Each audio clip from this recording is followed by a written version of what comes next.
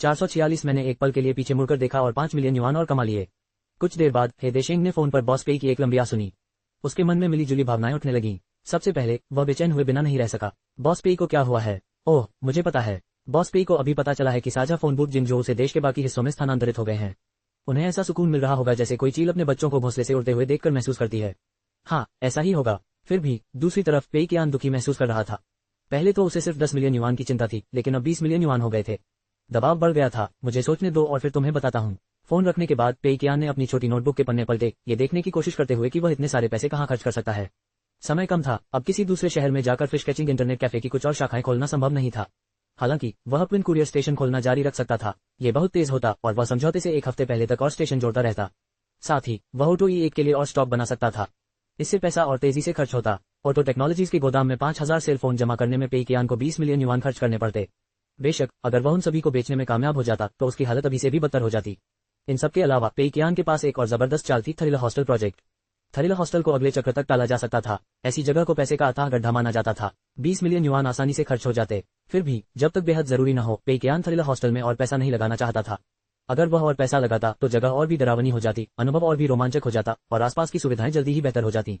अंततः परियोजना को नुकसान उठाना संभव नहीं हो पाता। इसलिए लू मिंगलियांग को ट्विन कुरियर स्टेशन खोलने और फिश कैचिंग कॉम्प्लेक्स का विस्तार पूरे लीचेंग में करने के लिए और पैसा देना ही उसके लिए सबसे अच्छा विकल्प होता।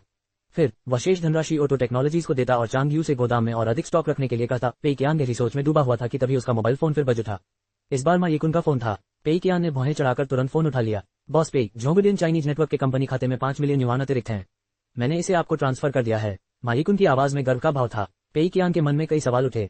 2 सेकंड बाद उसने पूछा, ये कब हुआ? मायिकुन ने जवाब दिया, बस 2 दिन पहले। हम पिछले महीने की रॉयल्टी का भुगतान कर रहे थे, है ना?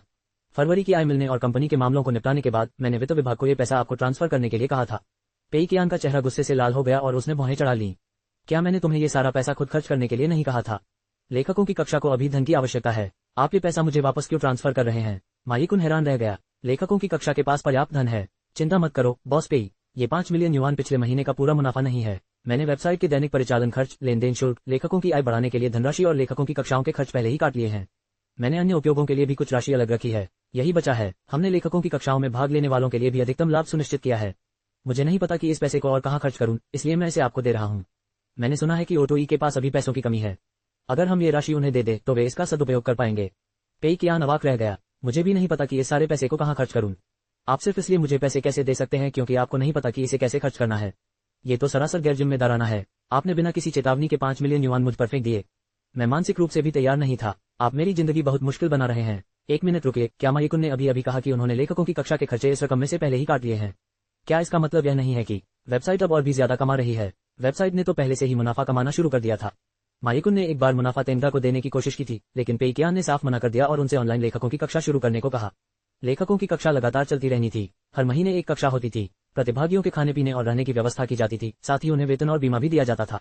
तर्कसंगत रूप से अब तक सारा पैसा खर्च हो जाना चाहिए था। पिछले महीने की कमाई से 5 मिलियन युआन अतिरिक्त क्यों थे? संवेदनशील पेई कियान को समझ आ गया कि कुछ गड़बड़ है। उन्होंने तुरंत पूछा, क्या फरवरी में जोंगडियन चाइनीज नेटवर्क का मुनाफा फिर से बढ़ा? उनके बोलते ही पेई कियान को अजीब लगा। मैंने फिर से क्यों कहा? मायिकुन मुस्कुराए। बिल्कुल बॉस पेई, ये सब आपकी बेहतरीन योजना का नतीजा है। तथ्यों से पता चलता है कि वेबसाइट के सारे मुनाफे को ऑनलाइन लेखकों की कक्षा में निवेश करने का आपका निर्णय दूरदर्शी और बुद्धिमत्तापूर्ण था। अल्पकालिक रूप से हमें कम मुनाफा हुआ, लेकिन लेखकों की कक्षा के लाभ अनगिनत हैं। सबसे पहले हमने अनियमित और अनुशासनहीन लेखकों को एक निश्चित कार्य समय और जीवन में अधिक सुरक्षा प्रदान की। इस प्रकार वे अपने उपन्यासों को लिखने और सुधारने पर ध्यान केंद्रित कर सके। दूसरा, लेखकों को संवाद करने, सीखने और अपने कौशल को बेहतर बनाने के लिए एक मंच मिला। इसका मतलब है कि जोंगडियन चाइनीज नेटवर्क के मध्यम स्तर के लेखक तेजी से आगे बढ़ रहे हैं। अंत में लेखकों के लिए आपके द्वारा आयोजित तेंगा स्पिरिट कक्षाओं को प्रेरक बताया गया है। अब वे सिर्फ ज्यादा लिखने की बजाय गुणवत्ता और मात्रा दोनों को बनाए रखने पर ध्यान दे रहे हैं। कुल मिलाकर हमारी वेबसाइट पर मौजूद उपन्यास उत्कृष्टता की ओर बढ़ रहे हैं। इससे पाठकों को बनाए रखने में काफी मदद मिलेगी। सबसे महत्वपूर्ण बात यह है कि क्वी गेम के उपन्यास द बटरफ्लाई गेम ने हमें सुखद आश्चर्यचकित कर दिया है। इसने सब्सक्रिप्शन का रिकॉर्ड तोड़ दिया है और इसकी खबर ऑनलाइन साहित्य जगत में फैल गई है। कई लेखकों ने जोंगडियन चाइनीज नेटवर्क के ऑनलाइन उपन्यासों की उच्च लोकप्रियता को देखते हुए यहां आकर लिखना शुरू कर दिया है। जैसे जैसे वेबसाइट पर ज्यादा से ज्यादा उपन्यास आ रहे हैं, वैसे वैसे गुणवत्तापूर्ण सामग्री भी बढ़ रही है। पाठक भी उपन्यासों को पढ़ने में ज्यादा निष्ठावान और मेहनती होते जा रहे हैं। कुल मिलाकर जोंगडियन चाइनीज नेटवर्क अब एक बिल्कुल नई वेबसाइट बन गई है। पेई कियान को द तेंगा स्पिरिट पढ़ते पढ़ते लगभग घबराहट होने लगी। क्या इन कक्षाओं को प्रेरक कहा जा रहा है? अब वे सिर्फ ज्यादा लिखने की बजाय गुणवत्ता और मात्रा दोनों को बनाए रखने पर ध्यान दे रहे हैं। ये सही नहीं है। मुझे लगा था कि उन्हें आलसी हो जाना चाहिए। हालांकि पे कियान उलझन में था और उसे समझ नहीं आ रहा था कि तेंगा आत्मा पर आधारित पाठ इतने समस्याग्रस्त क्यों हो गए हैं, फिर भी वह वास्तविकता से अवगत था। तेंगा आत्मा पर आधारित पाठ तुरंत बंद करो, पे कियान ने तुरंत कहा। अरे हाँ ठीक है बॉस पेई, मैं भी यही सोच रहा था। मायिकुन पूरी तरह सहमत था। पे कियान, मायिकुन ने आगे कहा, दरअसल हम लेखकों की दूसरी कक्षा के लिए एक मेंटरिंग मॉडल अपना रहे हैं। एक अनुभवी लेखक को एक नए लेखक के साथ जोड़ा जाएगा। लगभग सभी अनुभवी लेखकों को पहले ही तेंगा मुख्यालय में तेंगा भावना के बारे में शिक्षा मिल चुकी है। अब हम उम्मीद कर रहे हैं कि ये शिक्षाएं लेखकों की विभिन्न पीढ़ियों के माध्यम से आगे बढ़ती रहेंगी। इससे तेंगा भावना का प्रसार होगा और मानव संसाधन विभाग को अब इस बोझ को नहीं उठाना पड़ेगा। इसलिए मैं इस कदम को समाप्त करने के बारे में सोच रहा था। पे कियान, ओह नहीं, बहुत देर हो चुकी है। पे कियान की उम्मीद के मुताबिक तेंगा की भावना पूरे लेखकों के वर्ग में फैल चुकी थी। हालांकि इसका असर उसकी कल्पना से बिल्कुल अलग था। क्या ऐसा हो सकता है कि दुश्मन मानव संसाधन विभाग में और ठीक उसके बगल में हो? हालांकि और सोचने पर पे कियान और भी उलझन में पड़ गया। विभाग में किसी ने भी ओवरटाइम नहीं किया। पिछले महीने के अंत में उन्होंने 0 ओवरटाइम प्रतियोगिता के विजेता के लिए दूसरा चयन किया था। इस बार फीहुआन वर्कस्पेस को छोड़कर आधे से ज्यादा विभागों ने जीत हासिल की। ऐसा इसलिए हुआ क्योंकि उनका महीना बहुत व्यस्त था और कर्मचारियों को कुछ दिनों तक ओवरटाइम करना पड़ा था। यहाँ तक कि जिद्दी विभाग तेंगा गेम्स ने भी उल्लेखनीय सुधार दिखाया था। उसने पिछले महीने ओवरटाइम करने की अनुमति के लिए आवेदन नहीं किया था। तांग यीशु की नियमित रिपोर्टों के आधार पर कोई भी गुपचुप तरीके से ओवरटाइम नहीं कर रहा था। तेंगा मुख्यालय के सभी विभाग तेंगा की भावना को बखूबी अपना रहे थे। तो फिर समस्या कहाँ थी? क्या ये शुरू से ही मौजूद था या लेखकों के तेंगा आत्मा पर पाठ लेने के बाद ही प्रकट हुआ? क्या इसी तरह इसने अन्य लेखकों को प्रभावित किया? यदि बाद वाला कारण था तो पे कियान को लेखकों को अलग थलग करना होगा। लेकिन यदि पहले वाला कारण था, पे कियान के सिर में तेज दर्द हुआ। वह बहुत उलझन में था। एक और, उसकी पहले से ही नाजुक मानसिक स्थिति अब टूटने की कगार पर थी क्योंकि उसे बिना किसी कारण के 25 मिलियन युआन अतिरिक्त खर्च करने थे। दूसरी ओर, वह ये समझ नहीं पा रहा था कि कर्मचारियों को और अधिक सुस्ती करने के लिए प्रोत्साहित करने के बावजूद विभिन्न व्यवसाय बेहतर क्यों होते दिख रहे थे। बॉस पे, अगर और कुछ नहीं है तो मैं अब फोन रख रहा हूँ। मैं आपको रोकना नहीं चाहता, माइकुन ने कहा। पे कियान ने तुरंत उसे रोक दिया, जिससे उसके विचारों का सिलसिला टूट गया। रुको, अरे आपको और क्या चाहिए बॉस पे? माइकुन ने पूछा। काफी देर सोचने के बाद पे कियान ने दांत पीसते हुए कहा, जोंगडियन चाइनीज नेटवर्क के राजस्व बंटवारे का तरीका बदल दो। इसे 70-30 कर दो, यानी इस महीने से सभी लेखकों को राजस्व का 70% हिस्सा मिले। पे कियान अब पूरी ताकत से मैदान में उतर आई थी। लंबे समय में इस कदम से वेबसाइट पर ट्रैफिक बढ़ने की संभावना थी। हालांकि पे कियान अभी इस बारे में ज्यादा चिंता नहीं कर सकते थे। उन्हें इस चक्र के निपटान के बारे में सोचना था। मार्च की आय निश्चित रूप से बढ़ेगी। आने वाली धनराशि इतनी अधिक होगी कि महीने के अंत तक पे कियान की हालत खराब हो जाएगी। इसलिए उन्हें जोंगडियन चाइनीज नेटवर्क की आय का जितना हो सके उतना हिस्सा निकालना था। इस तरह वेबसाइट की आय तुरंत 40% कम हो जाएगी। कम से कम पे कियान को लाखों युआन की चिंता कम हो जाएगी। सिस्टम के अनुसार अधिकतम 20-80 का बंटवारा ही मान्य था, लेकिन पे कियान को डर था कि केवल 20% राजस्व लेने से बहुत सारे लेखक आकर्षित हो जाएंगे। तब परिणाम गंभीर होंगे। इसलिए उन्होंने 30-70 का बंटवारा ही तय किया। हालांकि इन्फिनिट चाइनीज नेटवर्क का बंटवारा 50-50 था, लेकिन बाजार में अन्य वेबसाइटें भी राजस्व को 30-70 के अनुपात में बांटती हैं। ऐसा करने से पे कियान न केवल जोंगडियन चाइनीज नेटवर्क की आय कम कर पाएगा, बल्कि संदेह भी नहीं पैदा करेगा। माइकुन हिचकिचाया और फिर बोला, ठीक है बॉस पे, मैं समझ गया। जाहिर है उसे लगा कि बॉस पे ज्यादा पाठकों को आकर्षित करने के लिए बेवजह पैसा लुटा रहे हैं। पे कियान को खुद को समझाने की जरूरत नहीं लगी। इसके बजाय उसने माइकुन को अपनी बात समझाने दी। फोन रखने के बाद पे कियान और भी दुखी हो गया। दुर्भाग्य सच में कभी अकेला नहीं आता। 2 दिन पहले वह 10 मिलियन युआन खर्च करने को लेकर चिंतित था। अब वह रकम 25 मिलियन युआन हो गई थी। अकेले अपविन कुरियर स्टेशन खोलने में ही ज्यादा से ज्यादा 5 मिलियन युआन खर्च हो जाएंगे। इन्हें खोलने में समय लगता है। पे कियान को निपटान से 1 हफ्ते पहले सभी प्रोजेक्ट पूरे करने थे और एक साथ बहुत सारे स्टेशन खोलने की कोशिश करने से आसानी से समस्याएं पैदा हो सकती थी। बाकी बचे 20 मिलियन युआन के लिए दांत पीसते हुए पे कियान ने फैसला किया कि वह उन सभी को ऑटो टेक्नोलॉजीज के लिए फोन बनाने में निवेश करेगी। अध्याय 447 एक छोटा सा खेल। 11 मार्च शुक्रवार। आंखों के नीचे गहरे काले घेरे होने के बावजूद कियाओ लियांग ने गेम डिजाइनर की कहानी को पूरा करने की कोशिश जारी रखी। उसके चेहरे पर बस एक ही भाव था, आक्रोश। बी क्वाइट के आधिकारिक रूप से रिलीज हुए पूरा 1 हफ्ता बीत चुका था, फिर भी अब तक खेल की एक भी प्रति नहीं बिकी थी। ऐसा इसलिए नहीं था कि खेल बेकार था और कोई इसे खेलना नहीं चाहता था। दरअसल बहुत से लोगों को तो ये भी नहीं पता था कि खेल कैसा दिखता है। कोई भी पहेली को सुलझाकर तथाकथित निमंत्रण पत्र प्राप्त नहीं कर पाया था। बहुत से लोग तो कोसते कोसते खेल छोड़ चुके थे। जाहिर है विकास टीम के इस मनमाने व्यवहार का खेल प्रेमियों पर गंभीर मनोवैज्ञानिक प्रभाव पड़ा था, जिससे कई लोग खेल से दूर हो गए थे। चिड़चिड़े स्वभाव वाले लोगों ने विकास टीम को पागल कहकर कोसना शुरू कर दिया। इसके बाद उन्होंने खेल के बारे में अपडेट देना पूरी तरह बंद कर दिया। अधिक धैर्यवान लोग हार मानने के बाद भी हर दिन फोरम पर नजर रखते रहे। वे देखना चाहते थे कि पहेली सुलझाने में बॉस कितनी दूर तक पहुंचे हैं। उनका इरादा पहेली सुलझने के बाद जवाबों को कॉपी करने का था। कुछ गेमर्स सचमुच बेहद जुनूनी थे। कियाओ लियांग की तरह वे भी पहेली के अगले चरण का उत्तर खोजने में लगे हुए थे और जब तक उन्हें उत्तर नहीं मिल जाता तब तक वे चैन से सो नहीं पा रहे थे। इस दौरान उन्होंने कई तरीके आजमा लिए थे। उन्होंने दोनों इनपुट फील्ड में हर तरह की जानकारी भर दी थी, फिर भी वेब पेज पर कोई प्रतिक्रिया नहीं दिखी। इसलिए सभी ने अनुमान लगाया कि अगला संदेश किसी दूसरे गेम में छिपा है। तेंगा गेम्स की classic Kriti repent and be saved को अनगिनत लोगों ने कई बार पूरा किया था, फिर भी किसी को भी एक सुराग नहीं मिला। कुछ बॉस को तो ये भी पता चला कि तेंगा थ्रिल हॉस्टल नाम का एक भूतिया घर बना रहा है और वे सुराग खोजने के लिए निर्माण स्थल पर गए। अंत में प्रभारी व्यक्ति, जिसका उपनाम चेन था, ने गुस्से में उन्हें वहां से भगा दिया। उसने ये भी कहा कि परियोजना अभी पूरी भी नहीं हुई है और यह पहेली का हिस्सा नहीं हो सकती। अन्य सभी गेम खेलने और यह सुनिश्चित करने के बाद कि उसे उनमें से कुछ भी नहीं मिला, क्याओ लियांग ने एक बार फिर द लोनली डेजर्ट रोड और गेम डिजाइनर की ओर रुख किया। अचानक क्याओ लियांग को कुछ समझ आया। बॉस पेई के बारे में जो कुछ वह जानता था, उससे ऐसा लग रहा था कि उसने इन दोनों गेमों में और भी सुराग छिपा रखे होंगे। किसने कहा कि हर गेम में केवल एक ही सुराग हो सकता है? अगर खिलाड़ी सिर्फ एक सुराग मिलने पर गेम खेलना बंद कर दे, तो क्या वे अपनी नाक के नीचे छिपी हुई चीजों को नजरअंदाज नहीं कर रहे होंगे? इतना ही नहीं, बॉस पेई के दोनों कोड को सुझाने का तरीका भी लगभग एक जैसा था। तो चाहे समय की कमी हो या बॉस पेई गेमर्स का काम आसान करना चाह रहे हो, पहेली शायद उतनी कठिन नहीं थी जितनी उन्होंने सोची थी। इसका मतलब यह था कि बॉस पेई ने समय बचाने के लिए अपने प्रोग्रामर को सिर्फ 2 गेम एडिट करने को कहा होगा, और सिर्फ सबसे आसान हिस्से ही एडिट किए गए थे। ये सोचकर क्याओ लियांग एक बार फिर द लोनली डेजर्ट रोड में दाखिल हुआ। इस बार उसे कोई नया सुराग नहीं मिला। हालांकि उसने एक बात गौर की, सभी अक्षर इकट्ठा करने में 3 घंटे लगने के बजाय अब बहुत कम समय लग रहा था। क्याओ लियांग का सिर तुरंत दुखने लगा। क्या यह मेरे जैसे पहले वाले के साथ नाइंसाफी नहीं है? मैंने 3 घंटे तक मेहनत की और गाड़ी चलाई, और अब दूसरे लोग सिर्फ 1 घंटे में सभी अक्षर ढूंढ सकते हैं। उसका दिल इतना दुख रहा था कि वह खुद को गले लगाने से खुद को रोक नहीं पाया। हालांकि और सोचने पर उसे एक और महत्वपूर्ण बात समझ में आई। अब सभी सुराग इकट्ठा करने में कम समय लग रहा था। इसका मतलब यह था कि सुराग मिलते ही बॉस पेई ने अपने प्रोग्रामर को गेम को फिर से एडिट करने को कहा था। क्यों? सुराग पहले ही मिल चुका था। दूसरों को दोबारा गाड़ी चलाने के लिए द लोनली डेजर्ट रोड में प्रवेश करने की जरूरत नहीं पड़ेगी। बॉस पेई ने प्रोग्रामरों से गेम में बदलाव करने के लिए क्यों कहा? क्या ऐसा हो सकता है? प्रश्नवाचक चिन्ह। क्या बॉस पेई यह संकेत दे रहे हैं कि सुराग खुद ढूंढने पर ही सफलता मिलेगी? क्याओ लियांग को अचानक एक बात समझ में आई और उसने झटपट गेम डिजाइनर खोला। वह पहले भी उस अंत तक पहुंच चुका था जहां उसने अपनी सारी मेहनत की कमाई खो दी थी। हालांकि ये गेम कुछ समय पहले ही पिछले साल अप्रैल में रिलीज हुआ था। देखा जाए तो क्याओ लियांग पहले भी उस अंत तक पहुंच चुका था, लेकिन उसने सुराग खुद नहीं ढूंढा था। क्याओ लियांग गेम डिजाइनर के हर विकल्प और अंत से अच्छी तरह वाकिफ था। उसने बिना सोचे समझे जल्दी से गेम खेला। 10 मिनट में ही वह उस अंत के पहले विकल्प तक पहुंच गया जहां उसने अपनी सारी मेहनत की कमाई खो दी थी। उसके बाद उसे 1 और 2 संख्याओं से बना सुराग मिला। कोड पहले ही क्रैक हो चुका था। एक थ्रिलर हॉस्टल खोजे का डबल पिनिंग था। अब आगे क्या? कुछ भी चौंकाने वाला नहीं हुआ। क्याओ लियांग ने गेम में अपने किरदार को तब तक चलाया जब तक वह सब कुछ खोने वाले अंतिम चरण तक नहीं पहुंच गया। वह कुछ ढूंढने लगा बिना ये जाने कि वह क्या ढूंढ रहा है। अचानक उसकी नजर दीवार पर लगी एक रिपोर्ट पर पड़ी। मूल अंत में रिपोर्ट में असफल गेम डिजाइनर की आलोचना की गई थी। इसका शीर्षक था, आप ज्ञान में तभी महारत हासिल कर सकते हैं जब आप उसे स्वयं अभ्यास में लाएं। रिपोर्ट शुरू से ही मौजूद थी, जिसमें असफल डिजाइनर या खिलाड़ी की आलोचना की गई थी कि उसकी उम्मीदें तो बहुत ऊंची थी, लेकिन क्षमताएं कम थी। वह दूसरों के गेम खेलते समय तो बहुत मार्गदर्शन दे सकता था, लेकिन खुद का गेम डिजाइन करने में असफल रहा। टाइटल अभी भी वही था, लेकिन क्याओ लियांग ने गौर किया कि टाइटल का फॉन्ट बाकी सभी टाइटल्स के फॉन्ट से अलग था।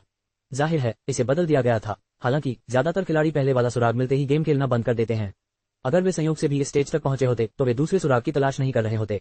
जाहिर है उन्होंने इस टाइटल पर ध्यान नहीं दिया होता। क्याओ लियांग ने जल्दी से गेम बंद किया और टीपीडीबी की वेबसाइट पर इनपुट फील्ड में टाइटल डाला। वाकई कोई प्रतिक्रिया नहीं मिली। कुछ देर सोचने के बाद क्याओ लियांग ने अपने तेंगा अकाउंट का यूजरनेम और पासवर्ड इनपुट फील्ड में डाला और एंटर दबा दिया।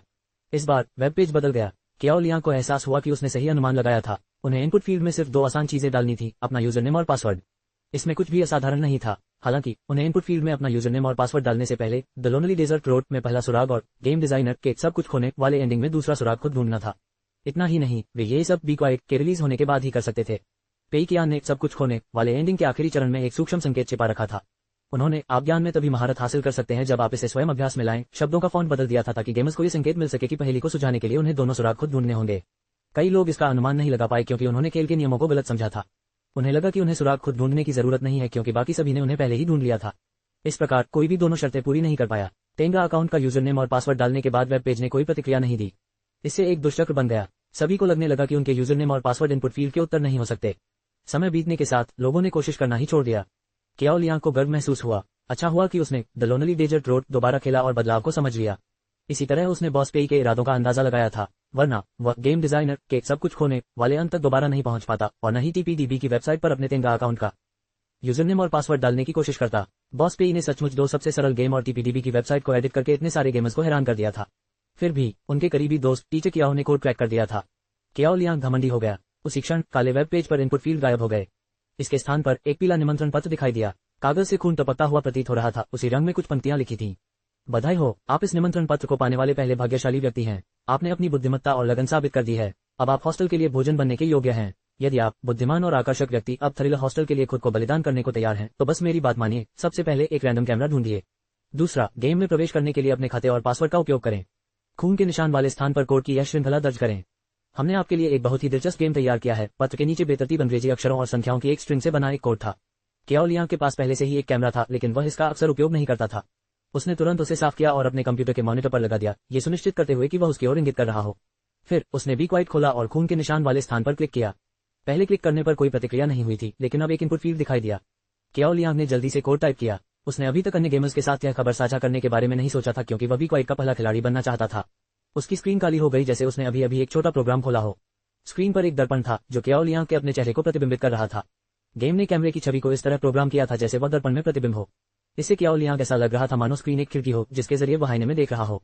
हालांकि आईना धूल भरा और धुंधला दिख रहा था। ये डरावना था, एक तरफ तो इसलिए कि केओ लियांग का कैमरा पहले से ही धुंधला था, दूसरी तरफ गेम के प्रोग्रामर ने भी कैमरे की छवि की धुंधलाहट बढ़ा दी थी। आईने के बगल में खून से कुछ शब्द लिखे थे। आईने पर खून के निशान को घूरो। आईने पर एक बिंदीदार फ्रेम था जिसमें एक चेहरे की आकृति बनी हुई थी। ऐसा लग रहा था मानो गेम केओ लियांग को निर्देश दे रहा हो कि वह अपने कैमरे को इस तरह समायोजित करे कि उसका चेहरा आकृति के भीतर आ जाए। केओ लियांग ने पहले अपना कैमरा मॉनिटर के ऊपर रखा था। उसने उसे नीचे की ओर किया और खुद को मॉनिटर के करीब लाया और फिर आईने पर बना बिंदीदार फ्रेम गायब हो गया। उसी क्षण दर्पण पर खून का एक निशान फैलने लगा। केओ लियांग उसे लगातार फैलते हुए देखता रहा, जो दर्पण के अधिकांश हिस्से को ढकते हुए अंततः रुक गया। उसके बाद खून का निशान गायब हो गया। खून से लिखे शब्दों की पंक्ति बदल गई। दर्पण में खुद को देखते रहो, चाहे कुछ भी हो जाए, नजरें मत हटाओ। क्या इसका मतलब है कि खुद को देखते रहना? केओ लियांग ने दर्पण में अपने चेहरे को देखा और महसूस किया कि जिस जगह पर वह देख रहा था उसके आसपास एक हल्की सी चमक दिखाई दी। चमक उसकी आंखों के साथ साथ चलती रही। आई ट्रैकिंग, ये केओ लियांग के लिए आश्चर्यजनक और अप्रत्याशित था। आई ट्रैकिंग को कोई आधुनिक तकनीक नहीं माना जाता था। वास्तव में ये 2 साल पहले ही बाजार में आई थी। कैमरा आंखों के आसपास की मांसपेशियों और पुतलियों का पता लगाकर स्क्रीन पर उस स्थान का अनुमान लगा सकता था जिस पर आंखें केंद्रित थीं। इंटरनेट पर कई एप्लीकेशन भी आई ट्रैकिंग का उपयोग कर रहे थे। बेशक ये तकनीक उतनी आदर्श नहीं थी जितनी कोई उम्मीद करता। सबसे पहले उपयोगकर्ता को कैमरे के सामने होना पड़ता था। दूसरा, सिस्टम को बहुत सारे डेटा पॉइंट इकट्ठा करने थे। जाहिर है गेम यही कर रहा था जब केओ लियांग की नजरें शीशे में खून के निशान का पीछा कर रही थी। पूरी प्रक्रिया काफी जटिल थी, लेकिन बॉस पे की सरल पैकेजिंग ने सब कुछ और भी अजीब और रोमांचक बना दिया। तीसरा, आई ट्रैकिंग की सटीकता कम थी। ये केवल मोटे तौर पर ही आंखों की दिशा का पता लगा सकती थी। इसे और सटीक बनाने का कोई तरीका नहीं था। फिर भी इस परीक्षण के लिए इसका उपयोग करना पर्याप्त लग रहा था। केओ लियांग ने शीशे में अपने चेहरे पर ध्यान केंद्रित किया। कुछ सेकंड बाद उसे एहसास हुआ कि कुछ गड़बड़ है। शीशे के निचले दाएं कोने में अचानक एक काली कमीज का कोना दिखाई दिया।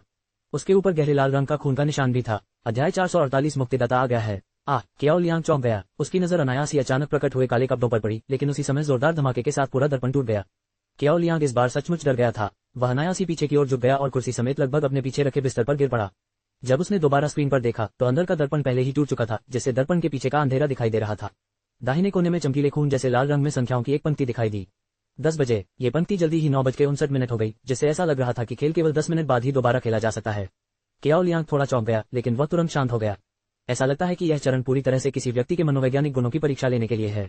आपको दर्पण के केंद्र से शुरू करना होगा, इधर उधर नहीं भटकना है, अन्यथा आप तुरंत असफल हो जाएंगे। ठीक है, मैं अब कड़ी मेहनत करूंगा और 10 मिनट बाद एक ही बार में सफल होने की कोशिश करूंगा। उस पल केओ लियांग जोश से भर गया। उसे एहसास हुआ कि अगर उसने ये परीक्षा पास कर ली तो बॉस पे द्वारा दी गई सभी पहेलियां सफलतापूर्वक हल हो जानी चाहिए। 1 घंटे बाद केओ लियांग ने आईने में खुद को देखा और हवा में तैरता हुआ एक खूनी भूत अपना खूनी हाथ बढ़ाकर उसकी गर्दन को छूने ही वाला था। केओ लियांग का दिल जोर से धड़क रहा था, लेकिन उसने दांत पीसकर आईने में अपनी आंखों को स्थिर रखा, अपनी इच्छा शक्ति का इस्तेमाल करते हुए। वह भयानक भूत जो हमेशा आईने के आसपास घूमता रहता था, केओ लियांग का ध्यान आकर्षित करने के लिए तरह तरह के तरीके अपना रहा था। आखिरकार ऐसा लगा जैसे उसका सब्र पूरी तरह टूट गया हो। वह स्क्रीन के बीच में आया, अपना विशाल मुंह खोला और केओ लियांग की ओर चीख मारी। केओ लियांग काफी समझदार था। उसने स्पीकर की आवाज चालू नहीं की थी, इसलिए उसे आवाज सुनाई नहीं दी। हालांकि उसके सामने जो दृश्य था वह उसके दिल की धड़कन को बेकाबू करने के लिए काफी था। अचानक आईने में एक भंवर प्रकट हुआ और भूत को अपनी ओर खींचने लगा। ये भूत लगातार संघर्ष करता हुआ प्रतीत हो रहा था। हालांकि कोई फायदा नहीं हुआ, क्योंकि वह जल्दी ही आईने में गायब हो गया। आईने में खून से सने कुछ शब्द दिखाई दिए। बधाई हो थ्रिलर हॉस्टल के पहले मेहमान। उसने माउस से बेतरतीब ढंग से क्लिक किया और इस प्रोग्राम से बाहर निकल गया। बी क्वाइट पेज पर अमान्य खरीद बटन चमक उठा, जिसका मतलब था कि केओ लियांग आखिरकार गेम खरीदने के लिए पैसे खर्च कर सकता था। केओ लियांग इतना भावुक हो गया कि उसकी आंखों में लगभग आंसू आ गए। ये बहुत मुश्किल था। इस दौर में गेम खरीदना इतना मुश्किल कैसे हो सकता है? खैर, ये सब मेहनत रंग लाई, क्योंकि वह बी क्वाइट का पहला खिलाड़ी था। मुझे ये खबर तुरंत दूसरों के साथ साझा करनी होगी। केओ लियांग ने अपना फैन ग्रुप खोला और आखिरी पहेली का हल उत्साह से अपने प्रशंसकों के साथ साझा किया। उसी समय पेई कियान ने ऑफिस में कुछ देर बैठने के बाद धीरे से 2 शब्द कहे। ये क्या बकवास है? बी क्वाइट के खरीद काउंटर के पीछे दिख रहे आकर्षक नंबर 1 को देखकर पेई कियान की रीढ़ में सिहरन दौड़ गई। आखिरकार यह हल हो ही गया। एक पहेली जिसके बारे में उसने सोचा था कि 1 महीने तक चलेगी, वह सिर्फ 11 तारीख तक ही चली। आधा महीना भी नहीं। मेरा पिछला अनुमान बहुत आशावादी था। इस मुश्किल पहेली से खिलाड़ियों को 1 महीने तक फंसाए रखना वाकई नामुमकिन है। हालांकि इसका मतलब यह नहीं है कि कुछ भी नहीं हुआ। कोई बात नहीं। पेई कियान अच्छी तरह जानता था कि पहले खरीदार के आते ही यह पहेली पूरी तरह से हल हो चुकी थी। जब तक ये व्यक्ति अपना अनुभव साझा करता रहेगा, तब तक अधिक लोगों को आमंत्रण मिल सकेगा और वे गेम खरीद सकेंगे। हालांकि इसके बावजूद भी खरीद में कुछ बाधाएं थीं। पेई कियान ने द लोनली डेजर्ट रोड और गेम डिजाइनर की कीमत मुफ्त रखी और फिर चुपचाप बिक्री में होने वाले बदलावों पर नजर रखी। सिस्टम की कड़ी पाबंदियों के तहत उनका काम करने का तरीका सबसे कारगर था। सरल शब्दों में कहें तो पहेलियों को सुलझाने की कठिनाई और गेम खरीदने की पाबंदियां अलग अलग थीं। सुराग ढूंढना, पहेलियां सुलझाना आदि में खिलाड़ियों की भागीदारी थी। एक बार कोई पहेली सुलझा लेता तो बाकी सभी अगले चरण का अध्ययन कर सकते थे। कठिनाई का स्तर स्वाभाविक रूप से बढ़ जाता। पहेली को सुझाने का तरीका जानने और समझने के बाद भी गेम खरीदने की एक सीमा होती। खिलाड़ियों को द लोनली डेजर्ट रोड में कुछ देर तक कार चलानी होगी, गेम डिजाइनर एंडिंग तक खुद पहुंचना होगा, फिर टीपीडीबी वेबसाइट पर जाकर थ्रिल हॉस्टल खोजना होगा, अपना अकाउंट पासवर्ड डालना होगा, गेम के खून से सने हाथ के निशान में डायनामिक कोड डालना होगा और आई ट्रैकिंग मेरे चैलेंज पूरा करना होगा, तभी वे गेम खरीद पाएंगे। सिस्टम द्वारा यही अधिकतम सीमा तय की गई थी और इससे अधिक नहीं हो सकती थी। जाहिर है पेइकियान को इससे असंतुष्ट होने की कोई वजह नहीं थी। इस सीमा से उन्हें कई खिलाड़ियों को बाहर करने में मदद मिल सकती थी। पेइकियान ने द लोनली डेजर्ट रोड और गेम डिजाइनर को मुफ्त करने की भी कोशिश की थी। ऐसा लग रहा था कि इससे खिलाड़ियों को सुविधा मिलेगी, लेकिन असल में इसका मकसद कम पैसे कमाना था। पेइकियान ने पाया कि सिस्टम गेम को पूरी तरह से मुफ्त करने की अनुमति तो देता है, लेकिन शर्तें ज्यादा कठिन थीं। गेम एक स्टैंडअलोन गेम होना चाहिए। इसे आधिकारिक तौर पर 10 महीने से ज्यादा समय से बिक्री पर होना चाहिए। पिछले महीने की आय गेम के लॉन्च के समय की आय के 5वें हिस्से तक गिर जानी चाहिए। सिस्टम इन 3 शर्तों के आधार पर ही गेम को मुफ्त करने की अनुमति देता था। द लोनली डेजर्ट रोड और गेम डिजाइनर इन शर्तों को पूरा करते थे, इसलिए पेइकियान इन्हें मुफ्त कर पाए। उन्हें ओशन स्ट्रॉन्गहोल्ड जैसे वेब गेम्स पर विचार करने की भी जरूरत नहीं पड़ी।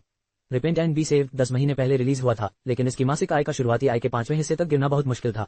ये गेम ज्यादा टिकाऊ था और ऐसा लगता था कि इसमें नए खिलाड़ियों की लगातार बढ़ती संख्या है जो इस तरह के गेम खेलने में रुचि रखते हैं। संक्षेप में समस्या हल हो सकती थी, लेकिन खरीदारी की सीमा अभी भी बनी हुई थी। इससे पेइकियान को कम से कम इस सेटलमेंट चक्र में बहुत कम पैसे कमाने में मदद मिल सकती थी। पेइकियान ने प्लेटफॉर्म बंद किया और बिक्री में हुई वृद्धि और उससे निपटने के उपायों के बारे में कुछ देर सोचा। अभी सबसे जरूरी बात यह थी कि लू मिंगलियांग और चांग यू को पैसे भेजने से पहले वह ऑटो एक मोबाइल फोन की प्री-सेल्स की स्थिति का जायजा लें। गुरुवार को बुकिंग शुरू होने के बाद से 2 दिन बीत चुके थे। ऑटो एक मोबाइल फोन की बुकिंग बढ़कर 4728 हो गई थी। अभी भी इसमें बढ़ोतरी हो सकती है, लेकिन ये बढ़ोतरी बेहद धीमी रही है। पेइकियान इस बात से बहुत खुश थे कि स्थिति उनके पहले के अनुमान से ज्यादा अलग नहीं थी। रविवार तक ये संख्या 5000 पर स्थिर हो जाएगी। इससे ज्यादा बढ़ना नामुमकिन था। पेइकियान ने लू मिंगलियांग को लिंचेंग में और अपविन कुरियर स्टेशन खोलने के लिए 50 लाख युआन देने का फैसला किया और चांग यू को मूल 4000 यूनिट्स में से 5000 यूनिट्स का स्टॉक करने के लिए बाकी 200 लाख युआन देने का फैसला किया। अगर 5000 मोबाइल फोन बिक जाते तो बचे हुए पैसे से स्टॉक बढ़ाया जा सकता था। इससे गोदाम में लगभग 13000 मोबाइल फोन का स्टॉक जमा हो जाता। ये पैसा अगले भुगतान चक्र तक गोदाम में सुरक्षित पड़ा रहता। वाह, पेइकियान कुर्सी पर झुक गया और असिस्टेंट शिन को सब कुछ व्यवस्थित करने को कहा। आखिरकार उसे थोड़ा आराम मिल गया। उसने कंप्यूटर चालू किया और यूं ही नेटिजन्स की बी क्वाइट और ऑटो एक फोन पर टिप्पणियां देखी।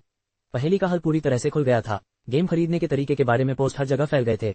हालांकि खिलाड़ियों की टिप्पणियों में स्पष्ट मतभेद था। ऑनलाइन भी झगड़े हुए। पागलपन है, पहेलियां सुझाने के बाद भी आप गेम नहीं खरीद सकते। इतनी मुश्किल शर्त क्यों रखी? क्या वे पागल हैं? मतलब गेम के लिए पैसे देने के बावजूद भी आपको निर्माताओं की भावनाओं का सामना करना पड़ता है। तेंगा गेम्स वाकई कमाल है ना? उन्हें तो कोई इज्जत ही नहीं। मुझे अभी भी समझ नहीं आ रहा कि इस ARG1 का मकसद क्या है। मैं तो सिर्फ गेम का अनुभव करना चाहता था, पहेली सुझाने में नहीं। बिल्कुल सही, मैं इसे बिल्कुल नहीं खरीदूंगा। मैं बस यहीं बैठकर इस गेम के फ्लॉप होने का इंतजार करूंगा। आप खुद को क्या समझते हैं? क्या आपको लगता है कि तेंगा को इसकी परवाह है? उन्होंने यह ARG शुरू किया और आप जैसे बेवकूफों को बाहर करने के लिए खरीदारी की सीमा तय की। आप जाकर ओशन स्ट्रॉन्गहोल्ड जैसा कोई आसान शूटिंग गेम खेल सकते हैं। ऐसा नहीं है कि तेंगा गेम्स के पास आपके लिए कोई और गेम नहीं है। यह ARG बहुत दिलचस्प है। शायद मैं इसे खरीद लूं। मैं इसे हल नहीं कर पाऊंगा, लेकिन मुझे हर दिन ऑनलाइन बड़े बॉस को इन्हें हल करते देखना बहुत रोमांचक लगता है। यह ARG, साथ ही आई ट्रैकिंग गेम वाला आखिरी चरण मुझे वाकई बहुत पसंद आया। मुझे लगता है कि यह वाकई फायदेमंद है। यह एक बड़े पैमाने पर मल्टीप्लेयर फ्री ब्रेन चोट गेम के बराबर है। ये बी क्वाइट गेम के लिए एक खरीदे एक मुफ्त पाएं ऑफर के बराबर है। और क्या चाहिए? इसके अलावा तेंगा ने द लोनली डेजर्ट रोड और गेम डिजाइनर को मुफ्त कर दिया है। उनमें नैतिकता है। दोनों पक्षों के लोग जमकर बहस कर रहे थे। पेइकियान को उनकी बहस के विषय में कोई दिलचस्पी नहीं थी। उन्हें सिर्फ इस बात की चिंता थी कि कितने लोग बी क्वाइट गेम से असंतुष्ट हैं, जिससे इस महीने गेम की कमाई कम हो सकती है। फिर उन्होंने देखा कि नेटिजन्स ऑटो A1 फोन के बारे में क्या कह रहे हैं। उनकी राय भी लगभग 2 ध्रुवों में बनती हुई थी। हालांकि इस फोन का समर्थन करने वाले लोग स्पष्ट रूप से कमजोर स्थिति में थे। इसका कारण सीधा सा था, इसकी बिक्री बहुत कम हुई थी। अब तक इस फोन की सिर्फ 3000 यूनिट ही बिकी थी। भले ही वे फोन से संतुष्ट हों, लेकिन उपयोगकर्ताओं की संख्या सिर्फ 3000 ही थी। उनमें से कुछ शायद इस बारे में ऑनलाइन चर्चा भी न करें। उपयोगकर्ताओं का एक बड़ा हिस्सा वास्तव में ब्रांड, गुणवत्ता नियंत्रण, स्टॉक आदि पर सवाल उठा रहा था। कई लोगों का मानना था कि यह फोन अटकलों के आधार पर बनाया गया है और क्या इसकी कीमत इसे खरीदने लायक है या नहीं। पेइकियान इससे काफी संतुष्ट थे। बस इंतजार कीजिए और देखिए, आपको अपने विवेक से फैसला करना होगा और इसे नहीं खरीदना होगा। आखिरकार पेइकियान ने अपना मोबाइल फोन निकाला और गौयान पर एक नजर डाली। आज टुमारो इज ब्यूटीफुल का box office collection 184 million yuan रहा और अनुमानित box office collection 225 million yuan है। 18वें दिन ये फिल्म बॉक्स ऑफिस पर दूसरे स्थान पर रही। पहला स्थान उस घरेलू फिल्म को मिला जो सिर्फ 2 दिन पहले रिलीज हुई थी। पेइकियान ने अपना माथा पकड़ लिया, उसका चेहरा दर्द से लाल हो गया। अनुमानित बॉक्स ऑफिस कलेक्शन में इतनी बढ़ोतरी क्यों हुई? इसका मतलब है कि फिल्म का प्रदर्शन जबरदस्त रहा। लोग शायद इसे 2-3 बार देखने गए होंगे। ये पेइकियान के लिए बहुत बुरी खबर थी। अगर इस फिल्म का बॉक्स ऑफिस कलेक्शन थोड़ा सा भी बढ़ जाता तो पेइकियान को कुछ मिलियन युआन और मिल जाते। धिक्कार है। पेइकियान ने कल की फिल्मों की सूची देखने के लिए अनजाने में दाईं ओर स्वाइप किया, लेकिन प्री सेल कॉलम में टुमारो इज ब्यूटीफुल, जो पहले दूसरे स्थान पर थी, सीधे तीसरे स्थान पर खिसक गई। पहला स्थान एक आने वाली अमेरिकी ब्लॉकबस्टर फिल्म को मिला। पेइकियान की आंखें चमक उठी। हे भगवान, कमाल है। बॉक्स ऑफिस कलेक्शन तो 225 मिलियन युआन तक पहुंच ही नहीं पाएगा। भाई तुमने इसे आधा महीना पहले क्यों नहीं रिलीज किया? 1ARG का मतलब है अल्टरनेट रियलिटी गेम, एक ऐसा गेम जो वास्तविक दुनिया को एक प्लेटफॉर्म के रूप में इस्तेमाल करता है जिसे खिलाड़ी के विकल्पों द्वारा बदला जा सकता है। अध्याय 449 फ्लाइंग स्टार जर्नी। पेइकियान ने फिल्म के प्रचार पृष्ठ पर जल्दी से क्लिक करके जानकारी ली। Flying star journey action science fiction fantasy 3D IMAX संयुक्त राज्य अमेरिका 134 मिनट रिलीज की तारीख 12 मार्च 2011। विवरण। प्रथम विश्व युद्ध की पूर्व संध्या पर सदमे से ग्रस्त पूर्व सैन्य अधिकारी टिम जॉन स्टैंटन द्वारा अभिनीत अनजाने में एक रहस्यमय ग्रह पर पहुंच जाता है और उस ग्रह पर मौजूद कई ताकतों के झगड़ों में उलझ जाता है। ये ताकतें उसे झगड़े को सुलझाने में अहम मानती हैं। वह खूबसूरत राजकुमारी लिन डेका मॉर्टन का प्यार भी जीत लेता है, लेकिन क्या वह सचमुच अतीत को बुलाकर इस ग्रह का भाग्य बदल सकता है? इस सारांश को पढ़ते ही पेइकियान का खुशनुमा मूड तुरंत खराब हो गया। ये कहानी कुछ खास आकर्षक नहीं लग रही थी। हालांकि ऐसा लग रहा था जैसे संयुक्त राज्य अमेरिका में बनी ज्यादातर फिल्में इसी शैली की होती हैं। क्या बेहद लोकप्रिय फिल्म अवतार भी किसी दूसरे ग्रह पर जाकर वहां की लड़की के प्यार में पागल नहीं हो जाती? हाँ, लगभग एक जैसी ही है। निर्देशक और निवेश इसमें अहम भूमिका निभा रहे थे। अगर निर्देशक भरोसेमंद होता और निवेश ज्यादा होता तो यह टुमारो इज ब्यूटीफुल को बुरी तरह फ्लॉप कर देता। पेइकियान ने जल्दी से इस फिल्म के बारे में और जानकारी जुटाई। बारीकी से छानबीन करने के बाद पेइकियान ने राहत की सांस ली। फिल्म बन रही है। निर्देशक डेरिल ने अपनी पहली एनिमेटेड शॉर्ट फिल्म 1988 में ही निर्देशित की थी। उन्होंने अब तक कई फिल्में निर्देशित की हैं और कई ऑस्कर नामांकन प्राप्त किए हैं। 2005 में उनकी एनिमेटेड फिल्म ने वैश्विक बॉक्स ऑफिस पर 60 करोड़ अमेरिकी डॉलर कमाए और सर्वश्रेष्ठ एनिमेटेड फीचर फिल्म का ऑस्कर पुरस्कार जीता। उनकी साइंस फिक्शन एनिमेशन फिल्म ने 2008 में फिर से यही पुरस्कार जीता। इसके अलावा फिल्म फ्लाइंग स्टार जर्नी 1911 में संयुक्त राज्य अमेरिका में प्रकाशित एक क्लासिक साइंस फिक्शन उपन्यास पर आधारित थी। इस साल मूल उपन्यास की 100वीं वर्षगांठ थी। फिल्म में कुल निवेश 17 करोड़ अमेरिकी डॉलर से अधिक था। इस शो में कई जाने माने सितारों को कास्ट किया गया था। फिल्म के मुख्य अभिनेता जॉन स्टैंटन ने शूटिंग के दौरान बेहद कठिन शारीरिक प्रशिक्षण पूरा करने के लिए कड़ी मेहनत की। चोट के दर्द को सहते हुए भी उन्होंने शूटिंग पूरी करने के लिए अपना पूरा 25 पाउंड वजन कम कर लिया। वे पेशेवरता का एक आदर्श उदाहरण थे। संक्षेप में, पेइकियान ने इस फिल्म की जानकारी को ध्यान से देखते ही तुरंत राहत महसूस की। ये तो अमेरिकी ब्लॉकबस्टर फिल्मों का मानक मॉडल था। इस शानदार कलाकारों की टोली, भारी निवेश, प्रसिद्ध निर्देशक, शीर्ष अभिनेता और बेहतरीन पटकथा को देखिए। दुनिया भर में प्रसारित होने के बाद ये फिल्म शायद बिना किसी समस्या के 600 से 700 मिलियन अमेरिकी डॉलर कमा लेगी। चीन में 500 से 600 मिलियन युआन का बॉक्स ऑफिस कलेक्शन करना भी उनके लिए आसान होगा। हालांकि पेइकियान ने इसका बहुत निराशावादी अनुमान लगाया। 170 मिलियन अमेरिकी डॉलर के निवेश के आधार पर 500 से 600 मिलियन अमेरिकी डॉलर का वैश्विक बॉक्स ऑफिस कलेक्शन भी केवल लागत निकालने के लिए ही काफी होगा। अगर यह फिल्म लोकप्रिय होती तो इसे कम से कम 1 बिलियन अमेरिकी डॉलर का कलेक्शन करना चाहिए था।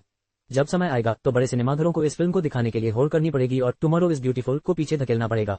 क्या यह उनके लिए बहुत आसान नहीं होगा? फिलहाल 31.4% सिनेमाघरों में इसकी रिलीज डेट के लिए जगह बुक हो चुकी है। अगर यही ट्रेंड जारी रहा तो यह संख्या निश्चित रूप से और बढ़ जाएगी। इसके अलावा टुमारो इज ब्यूटीफुल का शेड्यूल 15% से भी कम रह गया है।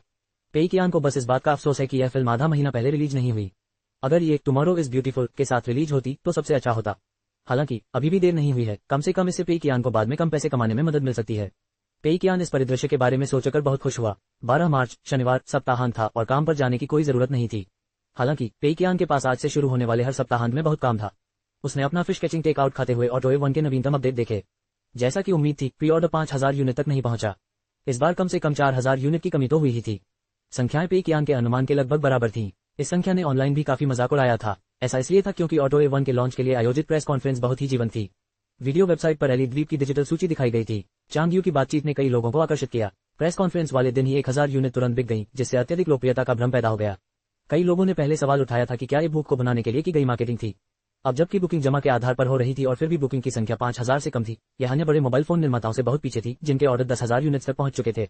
नतीजतन सबका ध्यान स्वाभाविक रूप से बदल गया। ऑटो टेक्नोलॉजीज ने वाकई एक गलत कदम उठाया है। उन्हें हंगर मार्केटिंग जारी रखनी चाहिए ताकि मोबाइल फोन की लोकप्रियता बनी रहे। अब जब उन्होंने इसे सार्वजनिक कर दिया है तो सबको पता है कि कितने फोन बिके हैं। क्या ये शर्मनाक नहीं है कि केवल 5000 लोगों ने ही प्री ऑर्डर किया था? क्या पता उन्होंने आंकड़ों में हेराफेरी की हो सकता है उन्होंने प्री ऑर्डर की संख्या में एक अंक और जोड़ दिया हो। कितनी शर्मनाक बात है। हे मुझे लगता है कि उपाध्यक्ष चांद घमंडी हो गए होंगे। पहले बिके 3000 यूनिट्स ने उन्हें यह भ्रम दे दिया कि यह फोन बहुत लोकप्रिय है, इसलिए उन्होंने बुकिंग बढ़ा दी और तुरंत ही उनका घमंड टूट गया। जब स्टॉक नहीं होता तो इसे भूख मार्केटिंग कहते हैं। जब पर्याप्त स्टॉक होता है तो आप कहते हैं कि यह मोबाइल फोन उतना लोकप्रिय नहीं है। ट्रोल हमेशा जीतते हैं। यही हकीकत है। और ज्यादा मत पूछो। अगर ये 30,000 यूनिट्स बिक जाएं तो मैं अनिच्छा से मान लूंगा कि यह मोबाइल फोन लोकप्रिय है। सवाल यह है कि क्या ये सच में बिक सकता है? अभी तक सिर्फ 3000 यूनिट्स ही बिके हैं। 5000 यूनिट्स का प्री ऑर्डर है। यह अपने चरम पर पहुंच गया है। तथ्यों ने साबित कर दिया है कि मार्केटिंग और बुद्धि के बल पर ज्यादा आगे बढ़ना नामुमकिन है। इन रेटिंग्स को पढ़कर पेइकियान को काफी अच्छा लगा। उनकी भूख बढ़ गई। खासकर आखिरी संदेश, ये सच्चाई और स्पष्टता से भरा था। इसने पूरी तरह से पुष्टि कर दी कि ऑटो मोबाइल फोन का कोई भविष्य नहीं है। इससे पेइकियान को अच्छा लगा। अफसोस की बात यह थी कि इन लोगों को इस उद्योग की कार्यप्रणाली की समझ नहीं थी।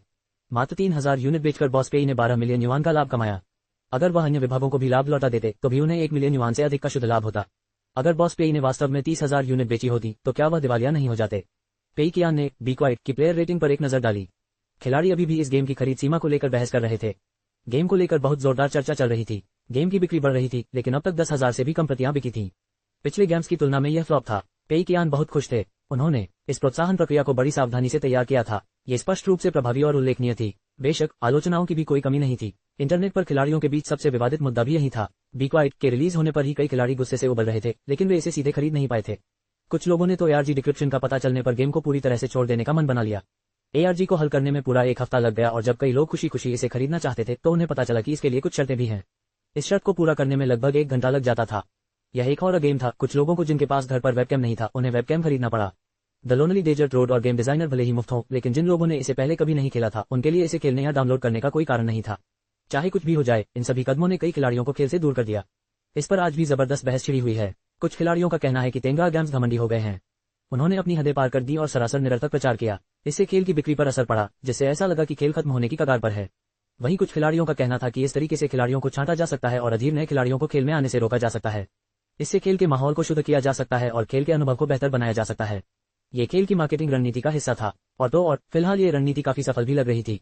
पेई कियान इन बहसों को बड़े चाव से देख रहे थे। पेई कियान सबको बताना चाहते थे कि वे सब सही हैं। वे वाकई चाहते थे कि खेल खत्म हो जाए। वे सचमुच खिलाड़ियों को छांट रहे थे।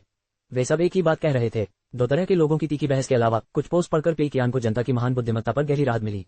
सुपर जनरल नाम के एक खिलाड़ी ने द लोनली डेजर्ट रोड में गाड़ी चलाने का समय, गेम डिजाइनर में विकल्प चुनने का तरीका और TPDB वेबसाइट पर गेम खेलने का तरीका बताते हुए सभी जरूरी शर्तों को पूरा करने के लिए एक विस्तृत गाइड पोस्ट की। सबसे अच्छी बात यह थी कि इस खिलाड़ी ने अंतिम लेवल टेस्ट के लिए सबसे कारगर तरीका भी खोज निकाला। एक कागज का टुकड़ा लें और उस पर एक छेद खोदकर स्क्रीन को ढक दे ताकि आपको सिर्फ उस छेद के नीचे के छोटे से हिस्से पर ही नजर रखनी पड़े। स्क्रीन पर दिखने वाले भूत से आप पूरी तरह प्रभावित रहेंगे। मूल रूप से इस अंतिम टेस्ट को पास करने के लिए आधे घंटे से ज्यादा का समय और मजबूत इच्छाशक्ति चाहिए होती थी। इस तरीके से कई लोग एक ही बार में पास हो गए। पेई कियान ने इस पोस्ट को लिखने वाले व्यक्ति के लिए सिर्फ एक शब्द कहा, प्रशंसनीय। बेशक इस कमी को दूर करने का भी एक तरीका था। गेम प्ले को इस तरह से समायोजित करना कि खिलाड़ी की नजरें पूरी प्रक्रिया के दौरान स्क्रीन के कोनों पर घूमती रहें, न कि सिर्फ एक जगह पर। हालांकि मौजूदा चुनौती का पहले से ही काफी नकारात्मक प्रभाव था क्योंकि इसकी बिक्री ज्यादा नहीं हुई थी, इसलिए पेई कियान ने इस पर ध्यान नहीं दिया। वैसे भी इस आखिरी चरण तक तो कुछ ही खिलाड़ी पहुंच पाते। अंत में पेई कियान ने फ्लाइंग स्टार जर्नी के पहले दिन के बॉक्स ऑफिस कलेक्शन की जांच करने के लिए गोयान खोला।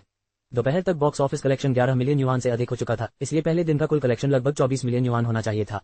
पेई कियान थोड़ा निराश हुए। यह उतना प्रभावशाली नहीं लग रहा था जितना उन्होंने सोचा था। हालांकि उन्होंने सोचा, ये तो शो का पहला दिन ही है।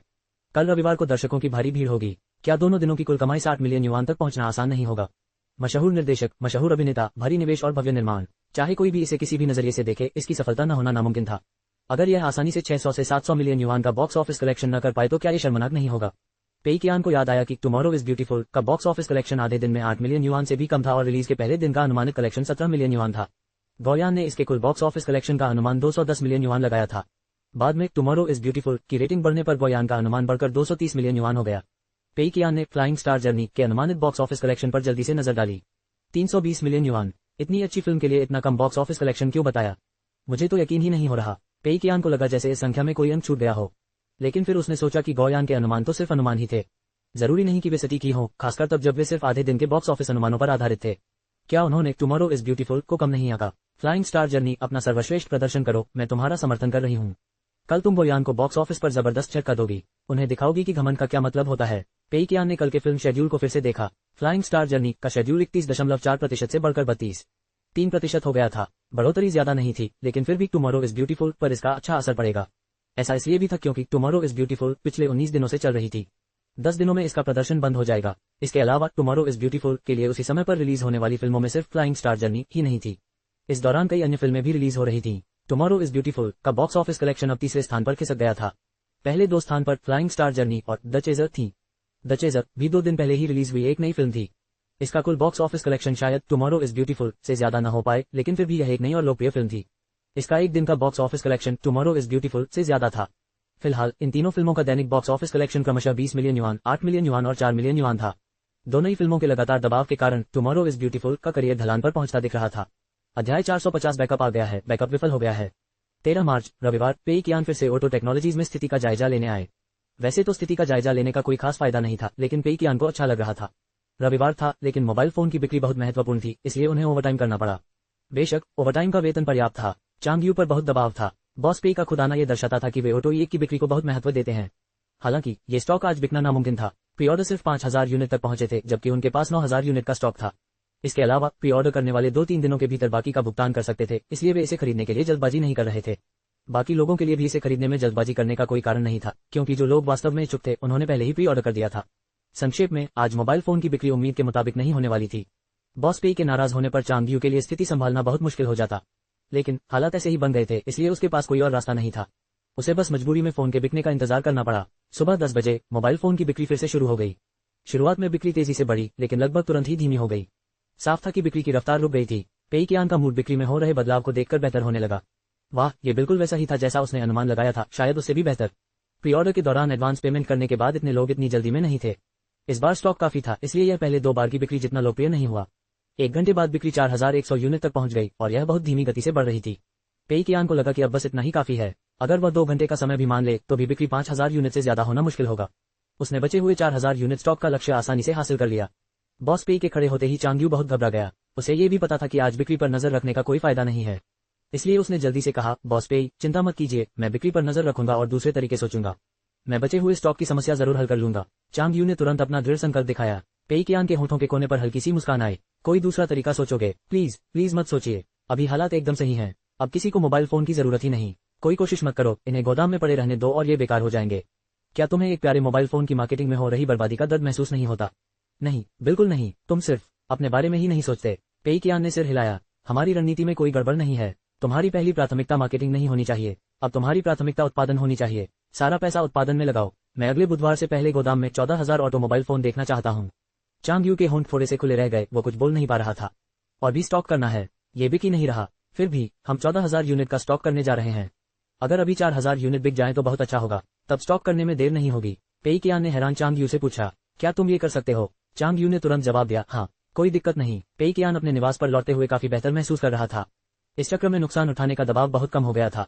पेई कियान ने पाया कि सिस्टम द्वारा लाभ और हानि की गणना काफी सरल और अपरिष्कृत थी। इसमें केवल सिस्टम फंड में परिवर्तन ही शामिल होता था। पैसे को भौतिक या आभासी संपत्ति में परिवर्तित करना सिस्टम फंड के आंकड़ों में शामिल नहीं होता था। केवल बड़ी अचल संपत्ति का 10% ही शामिल होता था। पेई कियान तो अपने सभी अतिरिक्त फंड को अन्य स्रोतों से निकालकर ऑटो सेल फोन में निवेश करना चाहता था, लेकिन उसने इस लालच का विरोध किया। वह अच्छी तरह जानता था कि ऐसा करने में जोखिम था, और वह बहुत बड़ा जोखिम था। ये पहले के ROF कंप्यूटर इंस्टॉलेशन जैसा ही होता। अगर यह अचानक लोकप्रिय हो जाता तो सारे स्टॉक बिक जाते और सारा पैसा डूब जाता। अब भी यही स्थिति थी। अगर ये सेल फोन किसी अज्ञात कारण से बिक जाते तो पेई कियान का सारा पैसा व्यर्थ ही जमा हो जाता। इसलिए उसने इंतजार करने और देखने का इरादा किया। स्टॉक जमा करने से पहले वह सुनिश्चित करना चाहता था कि मोबाइल फोन पूरी तरह से सुरक्षित हैं। घर लौटते ही पेई कियान ने सबसे पहले गोयान खोलकर फ्लाइंग स्टार जर्नी के बॉक्स ऑफिस कलेक्शन की जांच की। दोपहर तक फ्लाइंग स्टार जर्नी पहले स्थान पर 16.493 मिलियन युआन के साथ थी। दूसरे स्थान पर द चेजर थी, जिसका बॉक्स ऑफिस कलेक्शन दोपहर तक 3.217 मिलियन युआन था। टुमारो इज ब्यूटीफुल तीसरे स्थान पर थी, जिसका बॉक्स ऑफिस कलेक्शन दोपहर तक 2,874 मिलियन युआन था। पेई कियान के सिर के ऊपर 3 प्रश्न चिन्ह मंडरा रहे थे और उसका दिल जम गया था। ये स्थिति ठीक नहीं लग रही थी। फ्लाइंग स्टार जर्नी का बॉक्स ऑफिस कलेक्शन आज लगभग 32 मिलियन युआन तक पहुंचना चाहिए था, जो कल से कहीं अधिक होता। फिर भी ये गोयान की बॉक्स ऑफिस उम्मीदों पर खरा नहीं उतरा, बल्कि थोड़ा कम ही रहा। दूसरे शब्दों में, चीन में इस फिल्म का बॉक्स ऑफिस कलेक्शन लगभग 300 मिलियन युआन ही होगा। गोयान ने पेई कियान को पूरी तरह से साबित कर दिया कि उसका अनुमान बिल्कुल सही था। हालांकि अब पेई कियान के मन में सवाल उठने लगे। इतनी बड़ी प्रोडक्शन वाली फिल्म, इतनी कम लोकप्रियता। अगर यह बॉक्स ऑफिस प्रदर्शन सही था तो फिल्म को भारी नुकसान हो रहा होगा। वैश्विक बॉक्स ऑफिस पर 4 से 5 अरब अमेरिकी डॉलर का नुकसान होगा। कितनी ईर्ष्या हो रही है। छोड़ो, इससे मेरा कोई लेना देना नहीं है। मुझे परवाह नहीं कि तुम्हें कितना नुकसान हुआ, बस टुमारो इज ब्यूटीफुल के बॉक्स ऑफिस को नीचे गिराने में मेरी मदद करो। पेई कियान की फ्लाइंग स्टार जर्नी से उम्मीदें स्वाभाविक रूप से कम हो गईं, क्योंकि यह उम्मीदों पर खरी नहीं उतरी। उन्होंने पहले सोचा था कि यह फिल्म बाकी सभी फिल्मों को पीछे छोड़ देगी, लेकिन अब यह नामुमकिन लग रहा था। द चेजर देखकर उनका गुस्सा और बढ़ गया। क्या हो रहा है? क्या तुम कोई बड़ी प्रोडक्शन कंपनी नहीं हो? रिलीज के 3 दिन बाद ही तुम्हारी बॉक्स ऑफिस कमाई इतनी क्यों गिर गई? ये तो बहुत निराशाजनक था। फिर उन्होंने टुमारो इज ब्यूटीफुल पर नजर डाली। इसकी बॉक्स ऑफिस कमाई कल से बेहतर थी और ट्रेंड के विपरीत ऊपर जा रही थी। ये द चेजर को पीछे छोड़कर दूसरे स्थान पर आने ही वाली थी। पेई कियान अवाक रह गए। कुछ तो गड़बड़ है, जरूर कुछ गड़बड़ है। भले ही फ्लाइंग स्टार जर्नी खराब है, फिर भी यह अमेरिका की एक ब्लॉकबस्टर फिल्म है और बॉक्स ऑफिस पर दूसरे दिन ही हिट हो गई। टुमारो इज ब्यूटीफुल की बॉक्स ऑफिस कमाई क्यों बढ़ रही है? ये तो बिल्कुल भी मुमकिन नहीं है। अगर ऐसा हुआ है तो जरूर कुछ गड़बड़ है। पेई कियान ने सच्चाई जानने की कोशिश में विभिन्न फिल्म और टेलीविजन मंचों पर चल रही चर्चाओं को जल्दी जल्दी पढ़ा। आखिरकार पेई कियान को फ्लाइंग स्टार जर्नी की एक फिल्म समीक्षा में जवाब मिल गया। फ्लाइंग स्टार जर्नी, गीले तरबूज के बीजों का एहसास। मैंने सुना था कि इस फिल्म में 17 करोड़ अमेरिकी डॉलर का निवेश किया गया है। यह एक मशहूर उपन्यास का रूपांतरण है और इसमें कई बड़े सितारे हैं। इसके रिलीज होने से पहले कई विदेशी साइंस फिक्शन फिल्मों ने इस पर हस्ताक्षर किए थे। मैंने उत्साह से टिकट खरीदे और फिल्म देखने के बाद मुझे बस यही महसूस हुआ, ये वाकई जादुई है। मूल कृति के जन्म को 100 वर्ष हो चुके हैं। मैं यह नहीं मानता कि मूल कृति वास्तव में उत्कृष्ट नहीं थी, लेकिन 100 वर्ष पहले के विज्ञान कथाओं के युग से समय बदल गया है। मैं ये भी नहीं मानता कि अगर यह फिल्म 20 या 30 वर्ष पहले रिलीज हुई होती तो ये भी उत्कृष्ट होती। लेकिन हम तो 2011 में हैं, बड़े भाई। हमने तो पिछले साल ही अवतार देख ली थी। अब आप हमें ये कैसे दिखा सकते हैं? नायक एक ऐसे ग्रह पर जाता है जहां मनुष्यों जैसे दिखने वाले 2 गुटों के एलियन रहते हैं, साथ ही हरे रंग की त्वचा और 4 हाथों वाले जंगली भी। इन जंगली लोगों के पास आधुनिक हथियार नहीं है, लेकिन वे विलुप्त नहीं हुए हैं। इन दोनों गुटों के एलियनों के पास अत्याधुनिक हथियार थे, फिर भी वे नायक में रुचि रखते थे जो पृथ्वी के लोगों से थोड़ा ऊंचा कूद सकता था। यहाँ तक कि एलियन राजकुमारी को भी नायक पर पहली नजर में ही मोहित हो गई थी। इसके अलावा फिल्म में पुनर्जन्म की व्याख्या काफी अपर्याप्त है। फिल्म की साजिश भी काफी बचकानी है। बेशक मैं मूल लेखक की आलोचना नहीं कर रहा हूँ। ये कहानी 100 साल पहले के एक व्यक्ति की है। हालांकि निर्देशक को ये पता होना चाहिए कि फिल्म अब पुरानी हो चुकी है। बहुत से लोग फ्लाइंग स्टार जर्नी और टुमारो इज ब्यूटीफुल की तुलना कर रहे हैं। हो सकता है मुझ पर घरेलू फिल्म के प्रति पक्षपात का आरोप लगे, लेकिन मुझे यह मानना ही पड़ेगा कि टुमारो इज ब्यूटीफुल में कुछ कमियां जरूर हैं। फिर भी इसकी कहानी, दुनिया को देखने का नजरिया, बारीकियां और साइंस फिक्शन पर इसका दृष्टिकोण फ्लाइंग स्टार जर्नी से कहीं बेहतर है। उदाहरण के लिए फ्लाइंग स्टार जर्नी को ऐसे समझा जा सकता है जैसे बहुत सारी सामग्री को एक साथ मिलाकर आग पर पकाया गया हो। सब कुछ अच्छा था, लेकिन स्वाद फीका था। टुमारो इज ब्यूटीफुल में बहुत सारी साधारण और आम सामग्रियों का इस्तेमाल करके एक ऐसा व्यंजन बनाया गया है जिसका स्वाद किसी ने पहले कभी नहीं चखा। इस्तेमाल की गई सामग्रियां जटिल नहीं है, लेकिन स्वाद बेमिसाल है। इसलिए अगर किसी ने टुमारो इज ब्यूटीफुल नहीं देखी है और उसे फ्लाइंग स्टार जर्नी अच्छी नहीं लगी, तो मैं सुझाव दूंगा कि वह इसे देख ले। बेशक अगर आप इसे दोबारा देखना चाहें तो मुझे कोई आपत्ति नहीं है। पेईकियान को समस्या की जड़ मिल गई थी। पहले तो उसे यकीन नहीं हुआ, इसलिए उसने फोरम पर दोबारा खोजबीन की। इस बार उन्हें इस पर पूरा यकीन था। कुछ लोगों ने तो फ्लाइंग स्टार जर्नी की वजह से ही टुमारो इज ब्यूटीफुल देखी। कई ऐसे लोग जिन्होंने टुमारो इज ब्यूटीफुल नहीं देखी थी, वे उत्सुक हो गए और जब उन्होंने लोगों को फ्लाइंग स्टार जर्नी की आलोचना करते हुए टुमारो इज ब्यूटीफुल की तारीफ करते सुना तो उन्होंने इसे देख लिया। कुछ लोगों ने तो टुमारो इज ब्यूटीफुल को दोबारा भी देखा। हालांकि सबसे बदकिस्मत फ्लाइंग स्टार जर्नी नहीं थी। आखिर उसके ज्यादातर सितारे तो इंडस्ट्री के बड़े नाम थे। इसमें 170 मिलियन अमेरिकी डॉलर का निवेश हुआ था। भले ही लागत पूरी न हो पाती, लेकिन दूसरी फिल्में इसे टक्कर नहीं दे सकती थी। असल में ये फिल्म द चेजर थी। फ्लाइंग स्टार जर्नी और टुमारो इज ब्यूटीफुल की बढ़ती लोकप्रियता के कारण इसका शेड्यूल और भी कम कर दिया गया था। पेईकियान फ्लाइंग स्टार जर्नी की रिलीज का बेसब्री से इंतजार कर रहा था ताकि वह टुमारो इज ब्यूटीफुल को टक्कर दे और उसका बोझ हल्का कर दे। लेकिन अब तो टुमारो इज ब्यूटीफुल का बॉक्स ऑफिस कलेक्शन उम्मीदों पर खरा नहीं उतरा। अब तो शायद और भी बढ़ जाए। पेईकियान ने अपना मोबाइल फोन एक तरफ फेंक दिया और उसे लगा जैसे सब कुछ खत्म हो गया हो। जिस विदेशी मदद का वह इंतजार कर रहा था, वह भी काम नहीं आई। पहले दिन से ही उनकी किस्मत खराब थी। उन्होंने न सिर्फ टुमारो इज ब्यूटीफुल के बॉक्स ऑफिस कलेक्शन को कम नहीं किया, बल्कि उल्टा असर हुआ। अब वह और बर्दाश्त नहीं कर सकता था। 451 बॉस पेई के असली इरादे शाम को क्याओ लियांग बी क्वाइट से बाहर निकला और अंगड़ाई ली। पिछले कुछ दिनों से लोग इस गेम के बारे में ऑनलाइन गर्मागर्म बहस कर रहे थे, लेकिन क्याओ लियांग ने इस चर्चा में हिस्सा नहीं लिया। इसके बजाय उसने चुपचाप गेम खेला। वह अच्छी तरह जानता था कि बाकी सब लोगों से बहस करने का कोई फायदा नहीं है। क्याओ लियांग हमेशा बॉस पेई का साथ देने वाला था। ये सिर्फ इसलिए नहीं था कि क्याओ लियांग बॉस पेई का दोस्त था, बल्कि इसलिए भी था कि वह शुरू से ही एक कट्टर गेमर था। कट्टर गेमर जटिल और शानदार अनुभवों की तलाश करते हैं। गेम से पहले की पहेली से लेकर गेम खरीदने के अधिकार हासिल करने और आई ट्रैकिंग गेम तक सब कुछ क्याओ लियांग को बहुत पसंद आया। ये सब इस बात पर निर्भर करता था कि कोई स्थिति को कैसे देखता है। अगर कोई इसे गेमर्स को दूर भगाने वाली बाधा के रूप में देखता है तो उसे निश्चित रूप से असहज महसूस होगा। लेकिन अगर इसे एक मुफ्त शुरुआती गेम के रूप में लिया जाए तो क्या यह अलग नहीं होगा? The lonely desert road, game designer और आई ट्रैकिंग गेम, ये सभी मुफ्त थे। क्याओ लियांग के लिए यह पहले से ही बहुत सराहनीय था। क्याओ लियांग जानता था कि गेम संस्कृति के उत्पाद होते हैं। हर किसी को हर गेम पसंद नहीं आता। गेमर्स के लिए निर्माताओं को उनकी पसंद के गेम बनाने पर उदार समझना और उन्हें नापसंद गेम बनाने पर कठोर समझना अनुचित होगा। ये बात भी क्वाइट पर भी लागू होती थी। गेमर्स को गेम खरीदने का अधिकार प्राप्त करने से पहले कुछ शर्तें पूरी करनी पड़ती थी। वस्तुनिष्ठ रूप से देखा जाए तो इससे कई गेमर्स दूर हो सकते थे। हालांकि इसमें अपने आप में कुछ भी गलत नहीं था। टेंगा ने कभी भी सभी गेमर्स को हर हाल में और हर परिस्थिति में अपने गेम खरीदने की अनुमति देने का वादा नहीं किया था। बेशक उन्हें ऐसा करने की कोई आवश्यकता भी नहीं थी। गेम निर्माताओं और गेमर्स को एक दूसरे को चुनने का अधिकार था। खिलाड़ी कुछ निर्माताओं द्वारा विकसित कुछ गेम न खेलने का विकल्प चुन सकते थे। साथ ही निर्माता जनता के एक हिस्से से राजस्व अर्जित करने का विकल्प छोड़ सकते थे। दोनों पक्षों को इस सौदे में शामिल होने के लिए तैयार होना पड़ता था। किसी को भी खरीदने या बेचने के लिए मजबूर नहीं किया जा सकता था और दोनों को समान अधिकार दिए जाने थे। तब कोई भी दूसरे पर अन्याय का आरोप नहीं लगा सकता था। इसके अलावा बॉस पेई हमेशा से एक अद्वितीय डिजाइनर रहे थे। वे गेमर्स की पसंद के अनुसार ढलने वाले नहीं थे। इसलिए क्याओ लियांग हमेशा बॉस पेई के फैसलों का समर्थन करते थे। वे एक गेम निर्माता थे जो गेमर्स को किफायती कीमत पर उच्च गुणवत्ता वाले गेम उपलब्ध कराते थे। उन्होंने तो पिछले 2 गेम्स के लिए सभी लागतें माफ कर दी थीं। फिर भी उसे गेमर्स के लिए गेम खरीदने से पहले कुछ शर्तें तय करने के लिए डांट पड़ रही थी। ये बात समझ से परे थी। फिर भी इतना सब कहने के बावजूद क्याओ लियांग को स्थिति के कुछ पहलुओं को समझाना मुश्किल लग रहा था। हालांकि निर्माता को अपने ग्राहकों के लिए शर्तें तय करने का अधिकार था, लेकिन क्या ये वाकई जरूरी था? इससे निर्माता को क्या फायदा होगा? क्याओ लियांग के मन में यही मुख्य सवाल था। उस समय उसने माथे पर शिकन डाली। वह बॉस पेई के बारे में अपनी समझ के आधार पर इस सवाल का जवाब खोजने की कोशिश कर रहा था। मुझे लगता है कि बॉस पेई का मतलब ग्राहकों से यह कहना नहीं था कि मैं तुम्हें ये गेम नहीं खेलने दूंगा, बल्कि उनका मतलब कुछ ऐसा था कि अगर तुम इस आसान पहेली को भी हल नहीं कर सकते तो शायद तुम इस गेम का आनंद नहीं ले पाओगे, इसलिए तुम्हें इसे खरीदने की सहमति नहीं उठानी चाहिए। यह विचार बहुत जाना पहचाना सा लगता है। मैंने इसे पहले कहाँ देखा है? मुझे पता है, ये तो रिपेंट एंड बी सेव्ड में था। अचानक क्याओ लियांग को एहसास हुआ कि रिपेंट एंड बी सेव्ड बिल्कुल वैसा ही था। फर्क सिर्फ इतना था, रिपेंट एंड बी सेव में खिलाड़ियों को रिफंड लेने के लिए प्रोत्साहित किया गया था, लेकिन बी क्वाइट को खरीदने से भी उन्हें प्रताड़ित और हतोत्साहित किया गया था। बॉस पे रिपेंट एंड बी सेव की तुलना में गेमर्स को पहले ही इससे दूर कर रहे थे। वे बी क्वाइट खरीदने से पहले ही ऐसा कर रहे थे। केओ लियांग को अचानक समझ आया, हाँ सही है, अब सब कुछ समझ में आ रहा है। बॉस पे रिपेंट एंड बी सेव में जो किया था ठीक वैसा ही कर रहे हैं, बस उनका तरीका थोड़ा अलग है। गेम एक इंटरैक्टिव कला है। सीधे शब्दों में कहें तो गेम डिजाइनर सवाल तय करते हैं और गेमर्स उनके जवाब ढूंढने की कोशिश करते हैं। हार्डकोर गेमर्स एक बात पर सहमत हैं, कुछ पाने के लिए कुछ खोना पड़ता है। गहरे और अधिक सार्थक सबक सीखने के लिए हमें मन की सती और खोखली इच्छाओं को छोड़ना होगा। उदाहरण के लिए रिपेंट एंड बी सेव को ही ले लीजिए। शुरुआत में हमें यातनाएं सहनी पड़ी और कई बाधाओं का सामना करना पड़ा। हमें अंधाधुंध हिंसा की इच्छाओं को त्यागना पड़ा और अपने कौशल को निखारने के लिए खुद को विनम्र बनाना पड़ा। तभी हम खेल के माध्यम से आगे बढ़ पाए और उस आनंद का अनुभव कर पाए जो कोई और खेल हमें नहीं दे सकता था। यही अर्थ है कुछ खोकर कुछ पाना। यह विलंबित संतुष्टि थी। अगर खेल इतना कठिन न होता तो हम विकास के साथ आने वाले सच्चे आनंद का अनुभव न कर पाते। बी क्वाइट के साथ भी ऐसा ही है। ये भी एक ऐसा खेल है जिसमें गेमर्स को कुछ खोकर कुछ पाना पड़ता है। सबसे पहले हमें खेल खेलने के लिए समय त्यागना पड़ा और अपनी इच्छाओं को दबाना पड़ा ताकि हम पहेली पर ध्यान से विचार कर सकें। तभी हम खेल का असली मजा ले पाते। दोनों खेलों के लिए अलग अलग तरीके क्यों अपनाए गए ये स्पष्ट है। रिपेंट एंड बी सेव एक स्वतंत्र खेल है। दूसरों के खेल अनुभव पर आपके खेलने का कोई असर नहीं पड़ेगा। दूसरी ओर बी क्वाइट एक ऑनलाइन खेल है। अगर कोई ऐसा खिलाड़ी जिसने पहले कभी ऐसे खेल नहीं खेले हैं इस खेल में प्रवेश करता है तो वह बाकी सभी के लिए खेल को पूरी तरह से खराब कर देगा।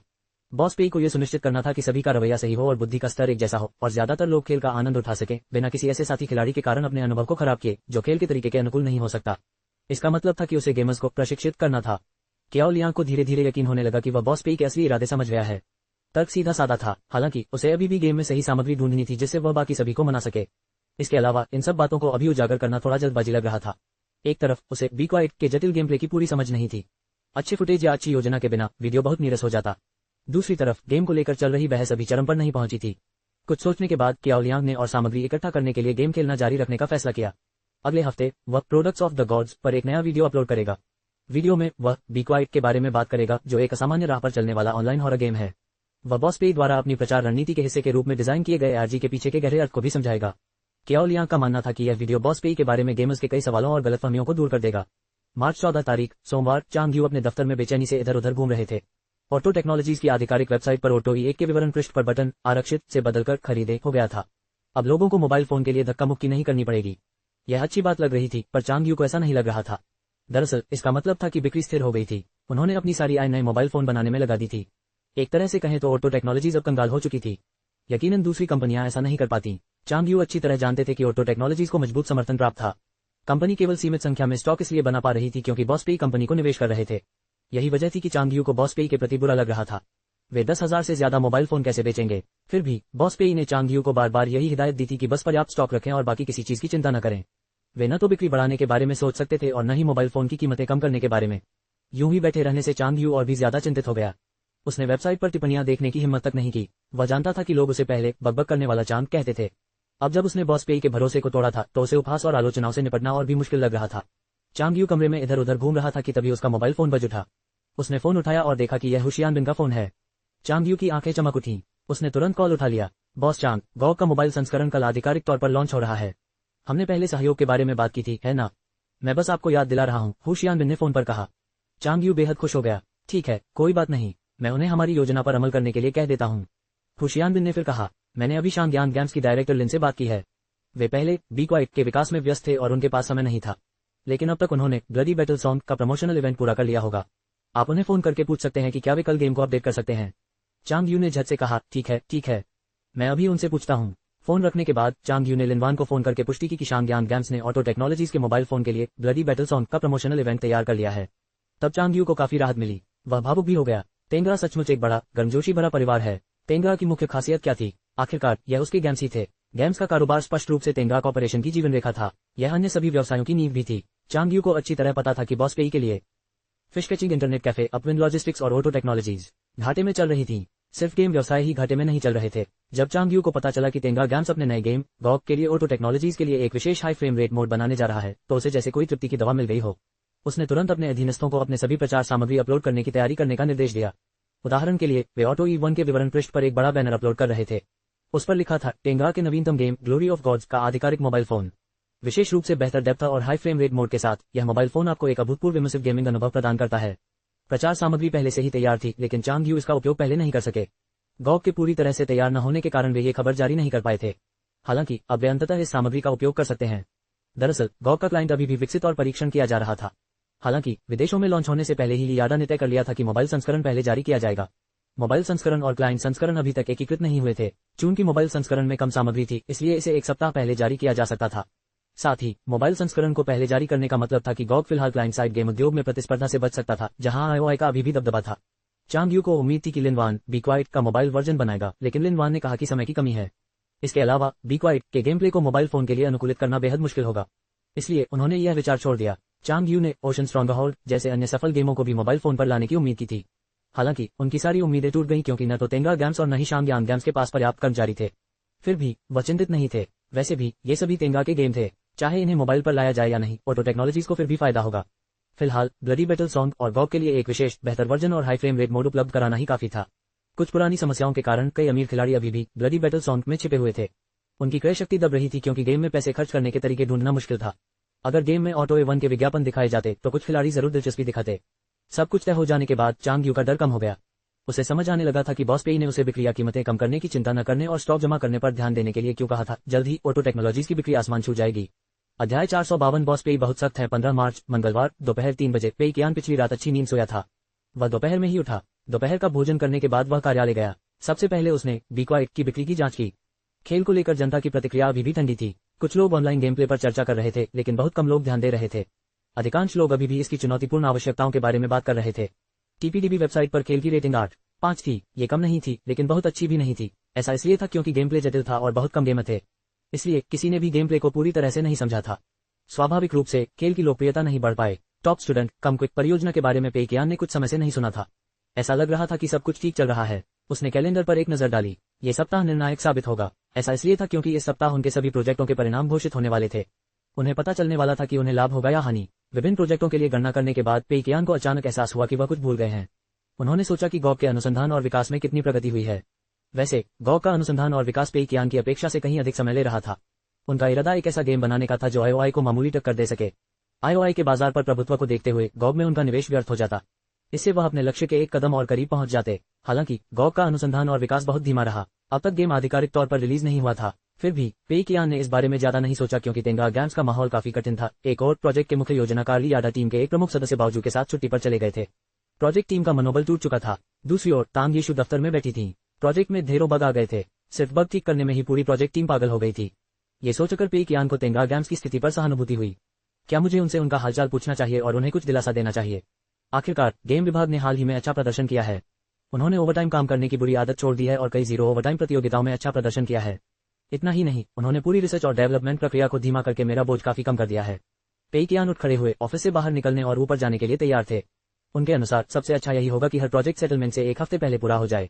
इससे ये सुनिश्चित होगा कि वे सिर्फ एक हफ्ते के लिए बिक्री के लिए उपलब्ध रहेंगे और सिर्फ एक हफ्ते की कमाई ही होगी। हालांकि समस्या ये थी कि प्रोजेक्ट की समय सीमा को नियंत्रित करना बहुत मुश्किल था।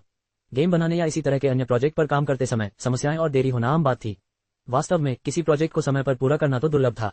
पेई कियान को विभिन्न प्रोजेक्ट के लिए कुछ अतिरिक्त समय रखना पड़ा और उनकी समाप्ति तिथि सेटलमेंट से 2 से 3 हफ्ते पहले तय करनी पड़ी। तभी वे अधूरे प्रोजेक्ट और सेटलमेंट में देरी से बच सकते थे। हालांकि इससे नई समस्याएं खड़ी हो जाती। अगर उनके प्रोजेक्ट समय पर या उससे भी पहले पूरे हो गए तो क्या होगा? पेई कियान इसके बारे में कुछ नहीं कर पाएंगे। उन्हें बस दर्द सहना होगा और प्रोजेक्ट को जल्दी रिलीज करना होगा। आखिरकार वे पहले ही पूरे हो चुके थे। बिना किसी ठोस कारण के वह उनकी रिलीज में देरी करने पर जोर नहीं दे सकता था। बी क्वाइट एक ऐसा गेम था जो समय से पहले ही पूरा हो गया था। इसलिए पेई कियान को इसकी भरपाई के लिए एक पूर्व आवश्यक चुनौती तैयार करनी पड़ी। फिलहाल ऐसा लग रहा था कि उसने स्थिति को सफलतापूर्वक संभाल लिया है। दूसरी ओर गॉग की प्रगति धीमी थी। ये धीरे धीरे उस दिशा में बढ़ रहा था जिसकी पेई कियान ने शुरुआत में उम्मीद की थी।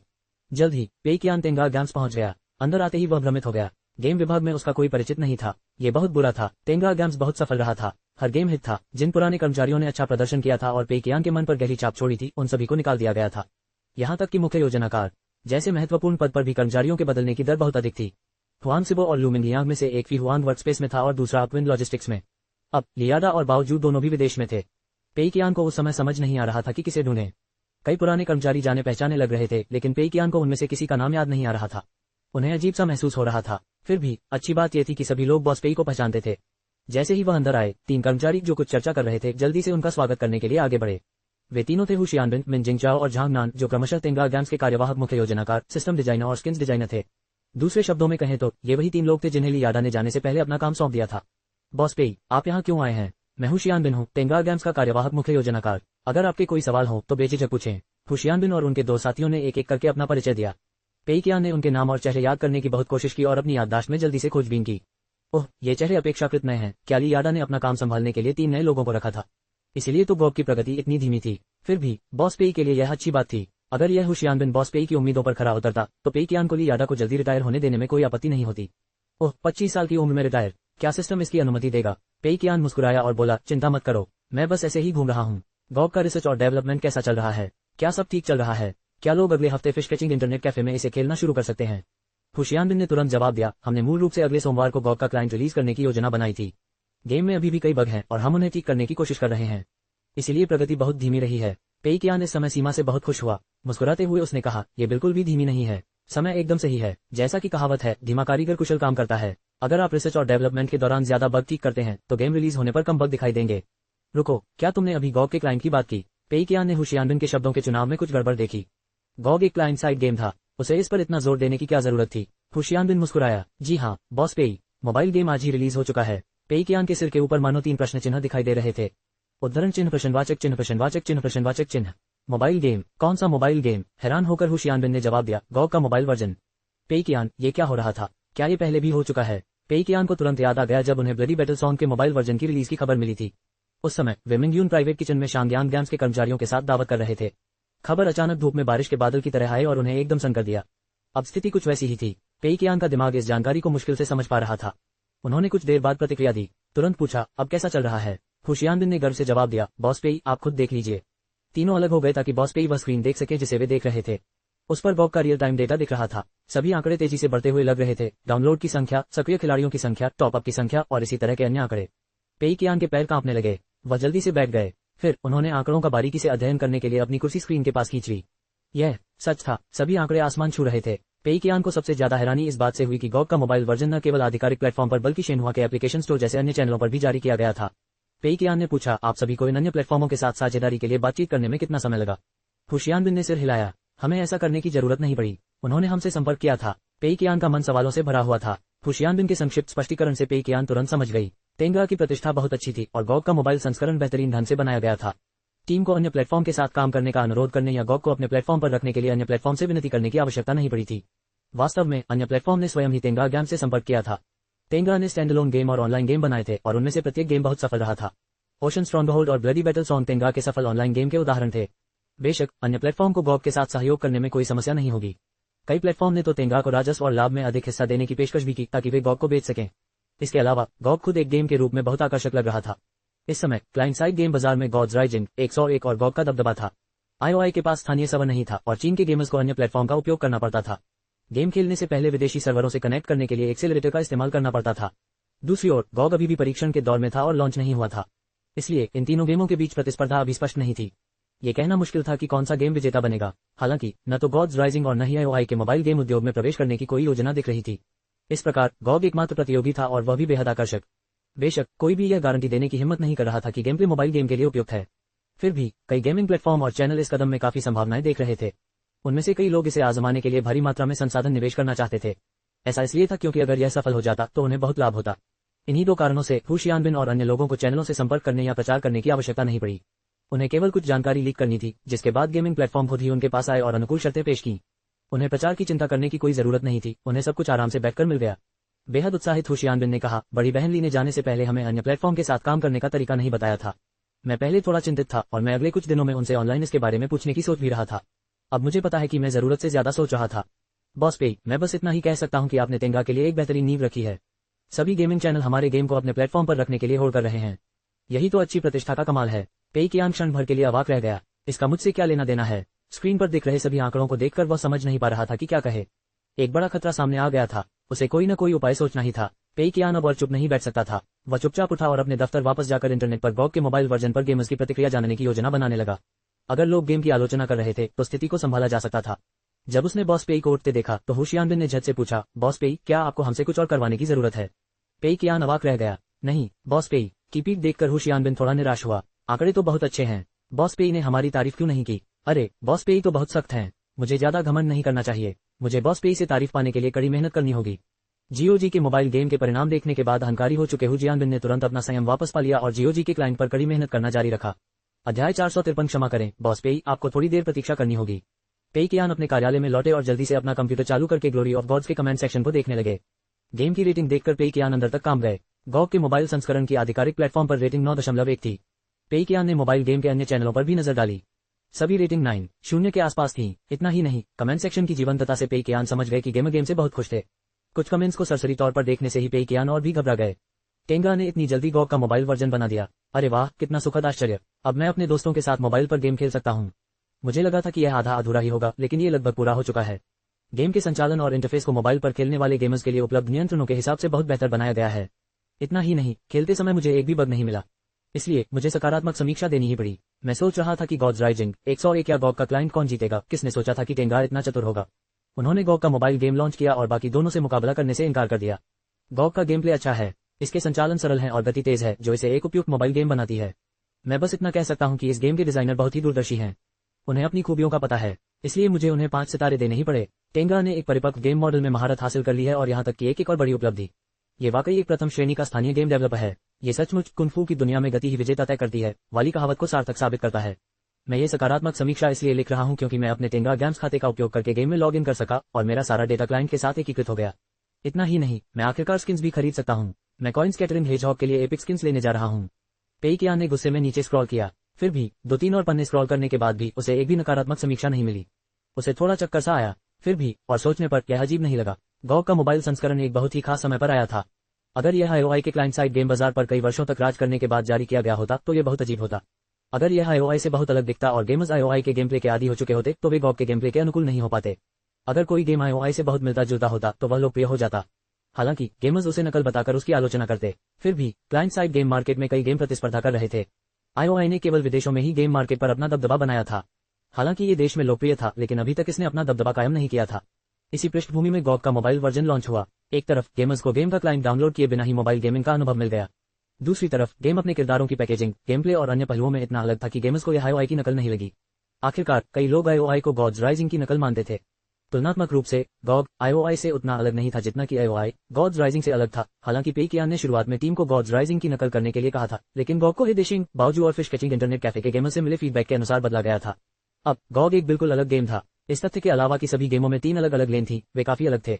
इसके अलावा मोबाइल गेम स्थिर और बग मुक्त था, क्लाइंट साइड गेम के साथ एकीकृत किया जा सकता था और इसे अपने टेंगा गेम्स खाते का उपयोग करके एक्सेस किया जा सकता था। नए खिलाड़ियों के मन में बस एक ही भावना थी, आश्चर्य। उन्होंने कभी कल्पना भी नहीं की थी कि वे अपने मोबाइल फोन पर इतना जटिल, उच्च गुणवत्ता वाला गेम खेल पाएंगे। ब्लडी बैटलसॉन्ग के मोबाइल संस्करण की प्रतिक्रिया काफी अच्छी थी। हालांकि ये गॉग के मुकाबले कुछ भी नहीं था। बेशक जैसे जैसे अधिक से अधिक गेमर गेम से जुड़ते गए और यह अधिक से अधिक लोकप्रिय होता गया, इसकी रेटिंग 9.0 से नीचे गिरती गई। फिर भी गॉग के मोबाइल संस्करण को अभी भी कई लोगों द्वारा सराहा और स्वागत किया जा रहा था। जाहिर है कई लोग स्किन खरीदने के लिए बेसब्री से इंतजार कर रहे थे। टेंगा को राजस्व का एक और स्रोत मिलने वाला था। पेई कियान ने जल्दी से अपने मोबाइल फोन में गॉग का मोबाइल संस्करण डाउनलोड किया और फिर उसे खोलकर देखा। एक मैच खेलने के बाद पेई कियान को और भी बुरा लगा। उसने पहले अपने कंप्यूटर पर गॉग का अधूरा संस्करण आजमाया था। हालांकि उस समय वह ज्यादा सावधान नहीं था क्योंकि गॉग पूरी तरह से विकसित नहीं था। उस समय गॉग कुछ गेम मैकेनिज्म जैसे कि विभिन्न पात्रों के लिए रास्ते निर्धारित करने की सुविधा के मामले में ही आईओआई से बेहतर था, लेकिन संतुलन, नायकों और खेल के अन्य विवरणों के मामले में यह आईओआई से कमतर था। इसलिए पेई कियान को लगा था कि क्लाइंट साइड गेम आईओआई से बेहतर नहीं होगा और उसे निश्चित रूप से नुकसान होगा। लेकिन अब मोबाइल संस्करण के रिलीज होने से स्थिति बदल गई है। ऐसा इसलिए था क्योंकि मोबाइल गेम की स्क्रीन छोटी होती थी और गेमर्स की अपेक्षाएं कम होती थीं। भले ही गॉग के विवरण उतने अच्छे न हो, गेमर्स आसानी से माफ कर देते, शायद उन्हें कोई आपत्ति भी न होती। इसके अलावा मोबाइल पर गेम उपलब्ध होने और संचालन को बेहतर बनाने के साथ गॉग की बेहतर कार्यप्रणाली और भी शानदार लग रही थी। गेमर्स को सिर्फ एक राउंड खेलने से ही पता चल जाता कि गॉग का मोबाइल गेम अधिक रोमांचक, तेज गति वाला और समझने में आसान है। स्वाभाविक रूप से वे इसकी खूब तारीफ करते। बेशक कई गेमर्स को मोबाइल संचालन के अनुकूल होने में कठिनाई भी होती। कुछ को लगता कि क्लाइंट साइड गेम की तुलना में मोबाइल गेम में कई चीजें हटा दी गई हैं। परिणाम स्वरूप वे निराश हो जाते। हालांकि यहीं पर गॉग की एक और खूबी सामने आती, क्लाइंट साइड गेम और मोबाइल गेम का एकीकरण। गेमर्स गेम को क्लाइंट या अपने मोबाइल पर खेल सकते थे। इतना ही नहीं, प्रतिस्पर्धा में निष्पक्षता और संतुलन सुनिश्चित करने के लिए खिलाड़ियों का मिलान उनके द्वारा उपयोग किए जा रहे डिवाइस के अनुसार किया जाता था। कुल मिलाकर गॉग का मोबाइल वर्जन काफी अच्छा प्रदर्शन कर रहा था, बल्कि इसे परफेक्ट भी कहा जा सकता था। बस समय की कमी थी। समय के साथ गेम का कंटेंट और भी बेहतर होता जाएगा। स्वाभाविक रूप से चीजें और भी सुधरेंगी। बेशक भविष्य में इसे दूसरे मोबाइल गेम्स भी पीछे छोड़ सकते हैं। पेई कियान ने गेम के बाजार का जायजा लिया और पाया कि यह काफी हद तक ओशन स्ट्रॉन्गहोल्ड के बाजार जैसा था। हालांकि गॉग में 888 युआन का कोई प्रोडक्ट बिक्री के लिए नहीं था। गॉग में लगभग 20 हीरो थे। हर हीरो के पास एक क्लासिक स्किन और एक ब्रेव स्किन थी। इसके अलावा कुछ हीरो के पास एपिक स्किन और लेजेंडरी स्किन भी थी। हालांकि हर हीरो के पास ये स्किन नहीं थी। शायद इसका कारण यह था कि सभी हीरो के लिए लेजेंडरी स्किन बनाना बहुत ज्यादा मेहनत का काम होता। कीमत की बात करें तो खिलाड़ियों को सभी हीरो मुफ्त में मिलते थे, लेकिन एक दक्षता प्रणाली लागू थी। एक निश्चित स्तर तक प्रशिक्षित होने के बाद खिलाड़ी हीरो का इस्तेमाल दूसरे खिलाड़ियों से लड़ने के लिए कर सकते थे, अन्यथा वे हीरो का इस्तेमाल केवल कंप्यूटर के खिलाफ खेलने के लिए कर सकते थे। ब्रेव स्किन्स खिलाड़ियों को तभी दी जाती थी जब वे अपनी दक्षता को अधिकतम स्तर तक पहुंचा देते थे। इनका मॉडल और स्प्लैश आर्ट पूरी तरह से अलग होता था और इनमें कुछ अतिरिक्त अनूठे प्रभाव भी होते थे। एपिक स्किन्स 18 युआन में बेची जाती थी। इनके मॉडल और प्रभाव पूरी तरह से अलग होते थे और इनमें अधिक पार्टिकल इफेक्ट्स होते थे। साथ ही कुछ अतिरिक्त वॉइस ओवर भी होते थे। लेजेंडरी स्किन्स 45 युआन में बेची जाती थी। मॉडल बेहद खूबसूरत दिखेंगे और उनमें अनोखे एनिमेशन, वॉइस ओवर और स्पेशल इफेक्ट्स होंगे। गेमर्स को यकीनन ये हर पैसे के लायक लगेंगे। इनके अलावा लिमिटेड एडिशन स्किन्स भी होंगी जिन्हें गेमर्स अलग अलग तरीकों से हासिल कर सकते हैं। उदाहरण के लिए उन्हें गेम को एक निश्चित समय तक खेलना होगा या एक निश्चित संख्या में प्रतियोगिता में भाग लेना होगा। इस तरह यह ओशन स्ट्रॉन्गहोल्ड जैसा ही था। स्किन से हीरोज के स्टैट्स में कोई बदलाव नहीं होगा, वे बस हीरोज को और भी आकर्षक बना देंगे। हालांकि खरीदने के लिए कोई और विकल्प नहीं थे। कीमतें देखकर पेइकियान ने राहत की सांस ली। कोई बात नहीं, मैं इन कीमतों को स्वीकार कर सकता हूँ। तेंगा की रणनीति अभी भी कारगर साबित हो रही थी। पेइकियान ने सोचा कि सिर्फ कीमत तय करने की रणनीति ही उसे गेम से बहुत ज्यादा कमाई करने से रोक सकती है। बाजार स्पष्ट रूप से ओशन स्ट्रॉन्गहोल्ड के सफल बाजार की तर्ज पर बनाया गया था। गेमर्स अगर गेम में ज्यादा समय बिताते हैं तो उन्हें बहुत सारे इनाम मिल सकते हैं। इसके अलावा सबसे महंगी स्किन की कीमत सिर्फ 45 युआन थी। ये गेम वाकई बहुत अच्छा था। अच्छी बात है कि कीमतें बहुत ज्यादा नहीं रखी गई हैं। शुरुआत में गॉग के पास ज्यादा खिलाड़ी नहीं होने चाहिए। इसका मतलब है कि इससे होने वाली कमाई एक तय सीमा के अंदर ही रहेगी। पेइकियान खुद को एक और राउंड खेलने से रोक नहीं पाया। राउंड खत्म होने पर उसने मॉडस्ट की डैन डाओ हुई स्किन खरीद ली। अरे सब छोड़ो, ये घटिया गेम तो वाकई बहुत मजेदार है। वापसी के बाद पेइकियान पहली बार अपने मोबाइल पर ऐसा कोई गेम खेल रहा था। हालांकि उसने पहले भी गॉड्स राइजिंग खेला था, लेकिन सिर्फ कंप्यूटर पर। पेइकियान जैसे कम अनुभवी खिलाड़ी के लिए गॉग का मोबाइल वर्जन कहीं ज्यादा आसान था। 2 राउंड खेलने के बाद पेइकियान को अचानक एहसास हुआ कि गेम को मोबाइल गेम बनाना कोई बुरी बात नहीं है। भले ही यह उसके लिए थोड़ा ज्यादा मेहनत वाला काम था और इससे ज्यादा कमाई होगी, लेकिन अब दुनिया में मोबाइल पर मोबाइल गेम्स भी होंगे। उसके पास अपनी खुद की एक अनोखी स्किन भी होगी। एक और मजेदार चीज का होना कोई बुरी बात नहीं। गेम खेलते हुए पेइकियान की नजर सेटिंग्स पेज पर एक खास जगह पर एक एडवांस ऑप्शन पर पड़ी। अरे हाई फ्रेम रेट मोड। बिना ज्यादा सोचे समझे पेइकियान ने उस ऑप्शन पर क्लिक कर दिया। जाहिर है गॉग जैसे प्रतिस्पर्धी गेम्स में हाई फ्रेम रेट मोड ज्यादा असरदार साबित होगा। हालांकि इससे बैटरी ज्यादा खर्च होगी और फोन गर्म भी होगा, लेकिन गेमिंग का अनुभव बेहतर होने पर यह फायदेमंद ही होगा। लेकिन क्लिक करने के बाद पेइकियान ने देखा कि वह ऑप्शन ग्रे रंग का था। इसके बजाय एक नोटिफिकेशन विंडो खुल गई। हाई फ्रेम रेट मोड तभी उपलब्ध होगा जब आपके मोबाइल फोन की स्क्रीन का रिफ्रेश रेट हाई हो। बेहतर गेमिंग अनुभव के लिए ऑटो इवन मोबाइल फोन की सलाह दी जाती है। नोटिफिकेशन विंडो कुछ ही देर में गायब हो गई। पेइकियान उसने चुपचाप बटन को फिर से दबाया ताकि वह शब्दों को ध्यान से पढ़ सके। फिर उसने अपना सिर पीट लिया। हे भगवान। ऑटो टेक्नोलॉजीज में चांग यू कुछ देर पहले एक मोबाइल फोन समीक्षक द्वारा अपलोड किए गए वीडियो को देखते हुए प्लेटफॉर्म पर ऑर्डर देख रहा था। पहले ऑर्डर की संख्या बहुत धीमी गति से बढ़ रही थी, लेकिन सुबह गॉग लॉन्च होने के बाद से ऑर्डर की संख्या फिर से तेजी से बढ़ने लगी। जैसे जैसे ऑर्डर बढ़ते गए, गोदाम से और अधिक ऑटोमोबाइल फोन वितरित किए गए। हालांकि अधिकांश ऑर्डर अभी भी लीचिंग और जिंगजोउ से थे, लेकिन शंघाई, बीजिंग और अन्य शहरों से भी कुछ ऑर्डर आए थे। उस समय चांग यू जो वीडियो देख रहा था वह ऑटो इवन की विस्तृत समीक्षा थी। हाल ही में इस मोबाइल फोन को लेकर हर कोई बहस कर रहा है। कुछ का कहना है कि इसे बहुत ही खूबसूरती से बनाया गया है, वहीं कुछ का कहना है कि यह बुद्धि पर टैक्स लगाने वाला और पूरी तरह से लालच भरी मार्केटिंग पर निर्भर उत्पाद है। एक संपूर्ण समीक्षा प्रदान करने के लिए हमारी समीक्षा टीम प्रेस कॉन्फ्रेंस के बाद जिंगजोउ में ही रुक गई ताकि इस मोबाइल फोन को खरीदने के सभी फायदों का अनुभव कर सके। इस दौरान मुझे एहसास हुआ कि यह मोबाइल फोन एक छिपा हुआ खजाना है। यह हर मोड़ पर सभी को नए नए आश्चर्य देता है। यह मोबाइल फोन आपके दैनिक जीवन से लेकर काम और मनोरंजन तक हर पहलू में आपके जीवन स्तर को बेहतर बनाता है। 8000 युआन से कहीं अधिक कीमत का है। मैं सबसे पहले फिश कैचिंग इंटरनेट कैफे से शुरुआत करता हूं। समीक्षा टीम ने पूरे वीडियो में अपने ऑटो एक फोन को हाथों में पकड़े रखा। उन्होंने मोबाइल फोन के लगभग हर फायदे का अनुभव किया और पूरे अनुभव को रिकॉर्ड किया। कुछ फायदे ऐसे थे जिनका वे अनुभव नहीं कर पाए, जैसे कि किसी अनाम रेस्तरां में खाना खाना। समय की कमी के कारण वे आरक्षण नहीं करा सके। समीक्षा के अंत में उन्होंने अपने ऑटो एक पर हाई फ्रेम रेट मोड में गॉग खेलने और एक सामान्य मोबाइल फोन पर गॉग खेलने के बीच के अंतर की अच्छी तरह से तुलना की। जाहिर है उन्होंने वीडियो अपलोड करने से पहले जल्दबाजी में ये सब किया था। जब तक चांग यू ने यह वीडियो देखा तब तक ये वायरल हो चुका था। व्यूज की संख्या आसमान छू रही थी। हालांकि कुछ समीक्षकों ने पहले भी इस मोबाइल फोन की समीक्षा प्रकाशित की थी, लेकिन उन सभी ने केवल हार्डवेयर के बारे में ही बताया था। उन्होंने केवल कुछ सामान्य फीचर्स ही पेश किए थे, जैसे कि सेलफोन की स्क्रीन की high refresh rate, dual stereo speakers और इसी तरह के अन्य फीचर्स। ऐसा इसलिए था क्योंकि उन्होंने अन्य सभी सेलफोन की तरह ही प्रक्रिया का पालन किया था। सेलफोन के सभी फायदों का अनुभव करने के लिए कुछ समय के लिए जिंगजोउ में रुकना पड़ता था। हालांकि अधिकांश समीक्षकों में इतना धैर्य नहीं था। दूसरी ओर समीक्षकों की इस टीम ने प्रेस कॉन्फ्रेंस के बाद जिंगजोउ में रुककर इन फायदों का अनुभव किया। उन्होंने आज ही अपनी समीक्षा की शूटिंग, एडिटिंग और अपलोडिंग पूरी की। गॉग के लॉन्च होते ही और सावधानीपूर्वक तैयार किया गया वीडियो अपलोड होते ही ये तुरंत वायरल हो गया। इससे पहले कई लोग जानते थे कि सेलफोन में कई फायदे हैं। हालांकि वे आकर्षक नहीं लग रहे थे क्योंकि लोग उन्हें कल्पना नहीं कर पा रहे थे। लेकिन वीडियो देखने के बाद कई लोग खुद को रोक नहीं पाए। इतना ही नहीं, cellphone high frame rate mode पर चल सकता था। नए लॉन्च हुए गॉग के साथ यह एकदम सही था। इतना ही नहीं, ये सिर्फ एक गेमिंग मशीन नहीं थी, यह एक उच्च विशिष्टताओं और लंबी बैटरी लाइफ वाला मोबाइल फोन था, साथ ही एक पोर्टेबल तेंगा सदस्यता कार्ड भी। पहले बैच के उपयोगकर्ताओं ने पुष्टि की थी कि इस मोबाइल फोन में केवल उन्नत तकनीक का उपयोग किया गया है। इसके अलावा इसका निर्माण विश्वसनीय था और गुणवत्ता नियंत्रण सराहनीय था। अगर किसी मोबाइल फोन में कोई छोटी मोटी समस्या भी होती तो ग्राहक उसे तुरंत नए फोन से बदल सकते थे, जिससे समस्या का हमेशा के लिए समाधान हो जाता था। इससे कई लोगों में इस मोबाइल फोन को खरीदने की इच्छा फिर से जागृत हो गई। अब चांग यू द्वारा जल्दी से तैयार किए गए सभी स्टॉक का भरपूर उपयोग हो रहा था।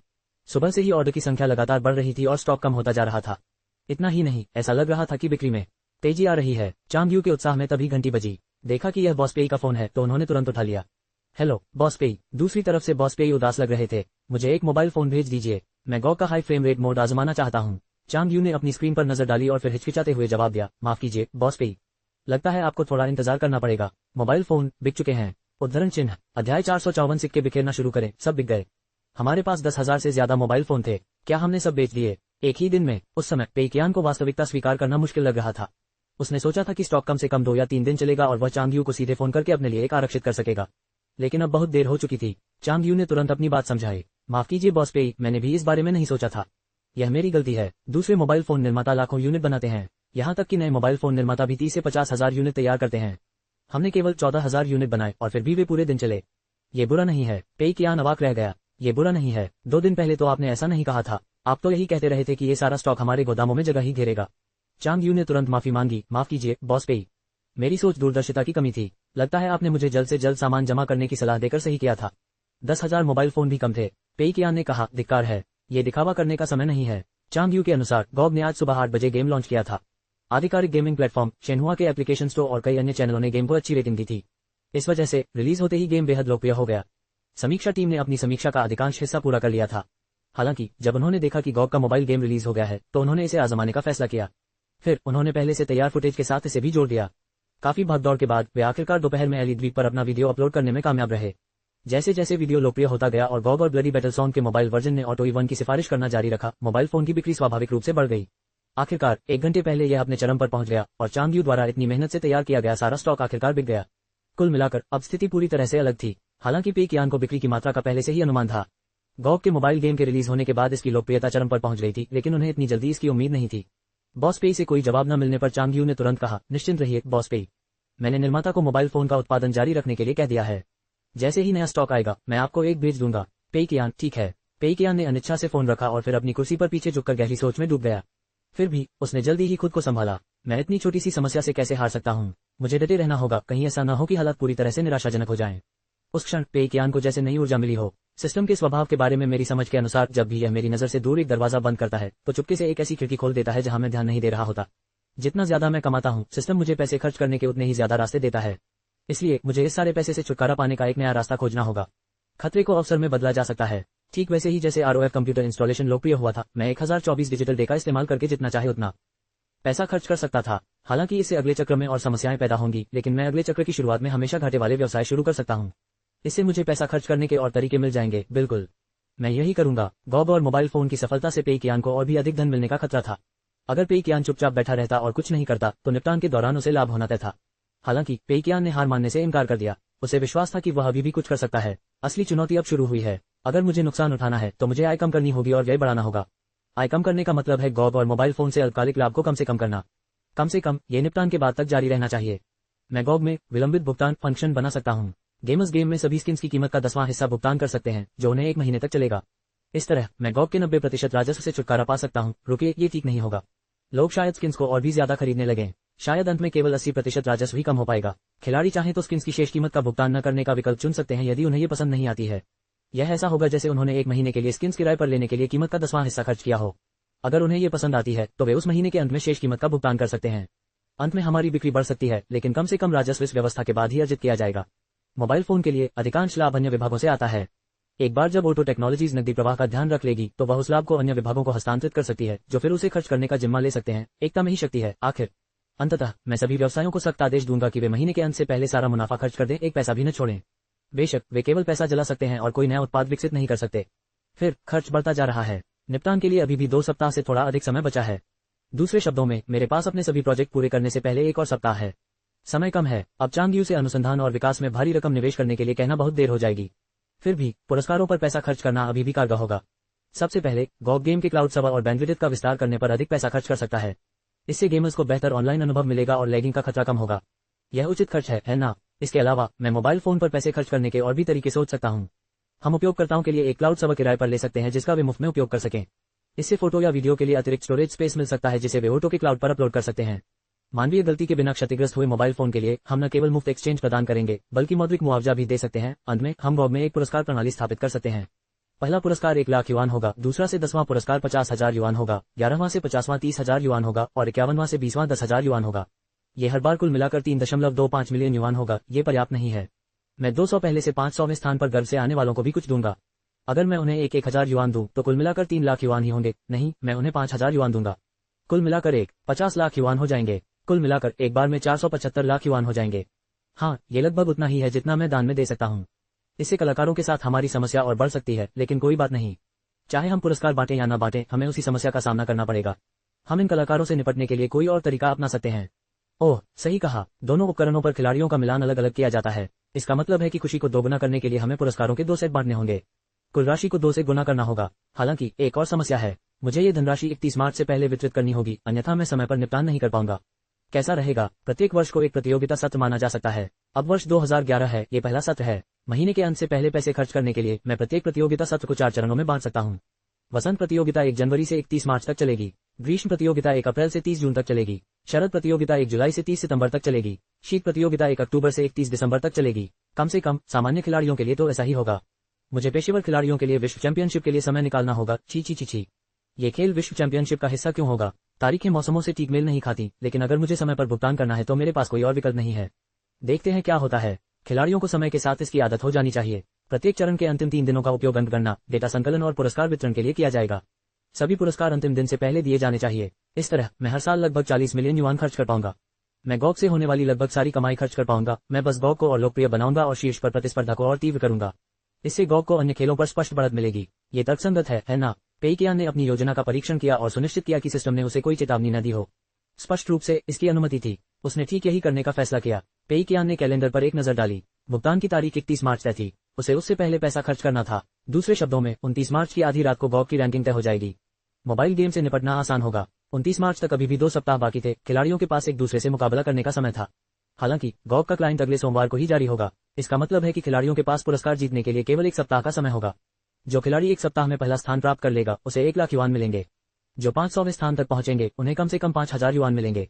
यानी 1 सप्ताह के काम के लिए 5,000 युआन। असल में उन्हें प्रतिदिन 700 युआन मिलेंगे। कितना रोमांचक। मूल योजना के अनुसार उन्हें ये राशि 3 महीने की कड़ी मेहनत के बाद ही मिलनी चाहिए थी, लेकिन परिस्थितियां कुछ अलग थीं। समय बहुत कम था। ये दुर्भाग्यपूर्ण था। बॉस पेई बहुत चिंतित थे और इसलिए आम जनता को इसका लाभ मिला।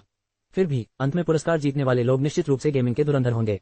उन सभी मामलों को निपटाने के बाद पेईकियान को आखिरकार राहत मिली।